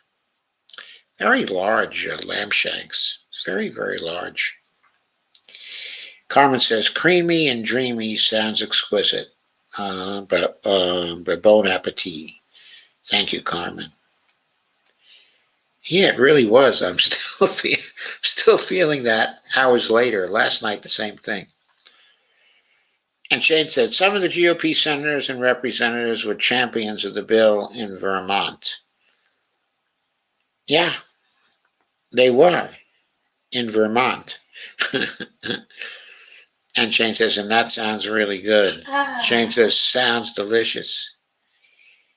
The single payer bill in Vermont, Lana, I think is what Shane was talking about. Jeff Denton says, well, to be the only other option we have is a campaign finance reform that has to be voted on by people who take unlimited, legalized bribery, or hope that ranked choice voting finally comes around to at least half the states in about 25 years. At this rate, folks, If we're here 25. we're not going to be here in 25 years because the climate emergency is going to kill us. Kill quite a lot of us anyway. And Shane said, the Wolfpack resolution about 10 years ago. I know what the resolution said 10 years ago.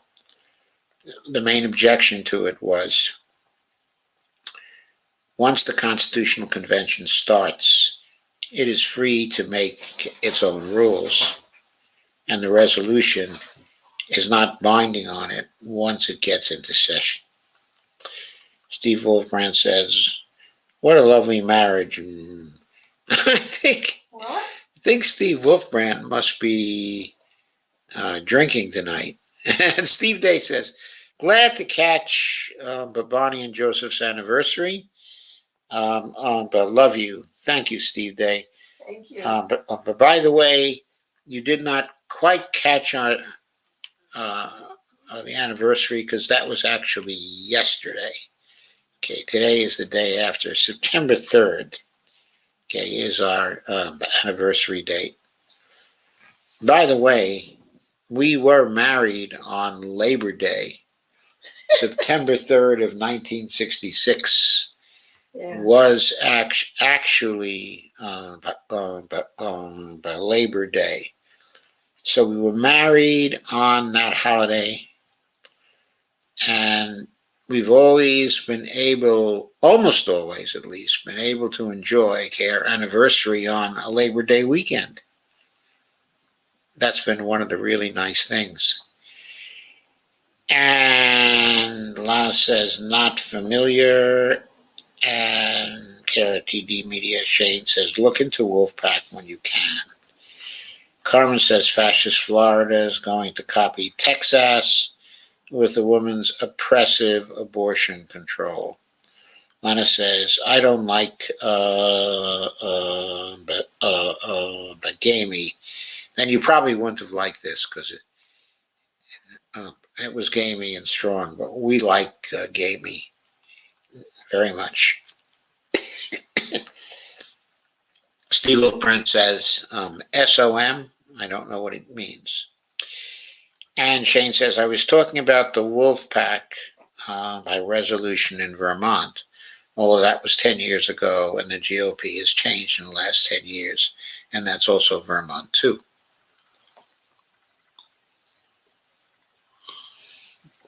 Yeah, the GOP has totally changed. In the 10 years since then, it has bought into increasing degrees of fascism over that period of time.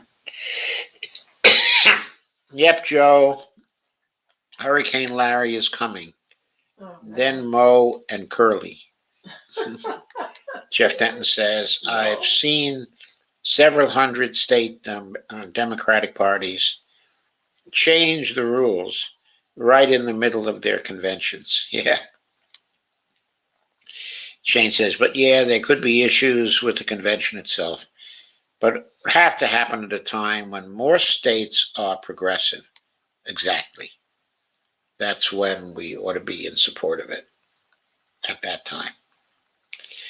So, I think I've caught up. I think we're at the end of our comments. I thank you all for coming, and I thank you all for staying. Okay, and for Shane. Okay, today I had a problem with my stream to KRTD Media. Specifically, the connection. The connection did not work. Now, historically, that's happened when Reef has changed the settings in some way. So did he change any settings recently? Okay, I asked that because I got this nasty surprise when we kicked off the live stream. Okay, I got an error message from StreamYard saying that there was something wrong with the connection, okay, to KRTD Media. I couldn't do anything to debug it at that time, okay, because we were already into the stream. Okay. And so I decided at that point, simply to forget about it. But okay, the point is, if you want the video to be on KRTD Media, you'll have to download it, okay, from YouTube, and upload it to KRTD Media, which you have my permission to do, of course. Okay. Solana says good night. Kay says night all. But love you guys. Thank you, Kay. We love you too. Jeff said, isn't it amazing how Trump somehow made the Democratic Party less evil? Being someone who no longer looks through emotional rose-colored glasses, I don't hate the Republicans any more than I hate the Democrats who attack their own voters' caucuses all over the country or never even counts by their votes. Very good point, but Jeff. And it's certainly true, okay, that the Democrats have been turning the United States towards an inverted but totalitarian system. Okay, it is very, very bad. But I think what the Republicans have been trying to do is to turn the United States into an openly fascist system. So I still think the Republicans are more dangerous than the Democrats. And Shane says, yes, a lot of people have been having issues in the last few weeks. And Shane says, Oz at Roar has also been having issues. Carmen says, okay, good night, lovebirds. Bonnie and Joe sitting in a tree, kissing and tweet storming. Laura says, good night, sleep tight. And Carrots TD Media says, Reef will be looking into it as soon as I let him know. Thank you, Shane. Thank you very much. Good night again, folks. I'll see you once more on Tuesday, and Georgia Davenport's coming on Tuesday. That should be a very interesting interview also. We'll learn a lot more about whole Washington, and we will learn a lot more on one-payer states at .org. Jeffrey Benton left us with a parting shot.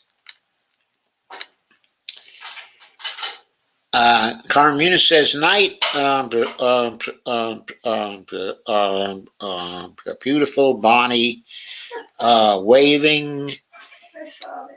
And Jeffrey Denton says, I watched a dozen poll numbers ripped from the screen in 2015 at the very first Democratic primary debate, and I instantly became woke. And yes, now I hate the Democrats and the Republicans equally, and I can see every single thing they use to divide the rest of us, because I'm not suckered by the media telling me to hate abortionists, okay, or anybody else more, because I know it's simply political theater to divide the base. Thank you, Jeff, for that last comment. Have a very good evening, and I'll see you all again on Tuesday. I'll probably see you on Twitter beforehand, because I'm on Twitter an awful lot these days. So, bye-bye.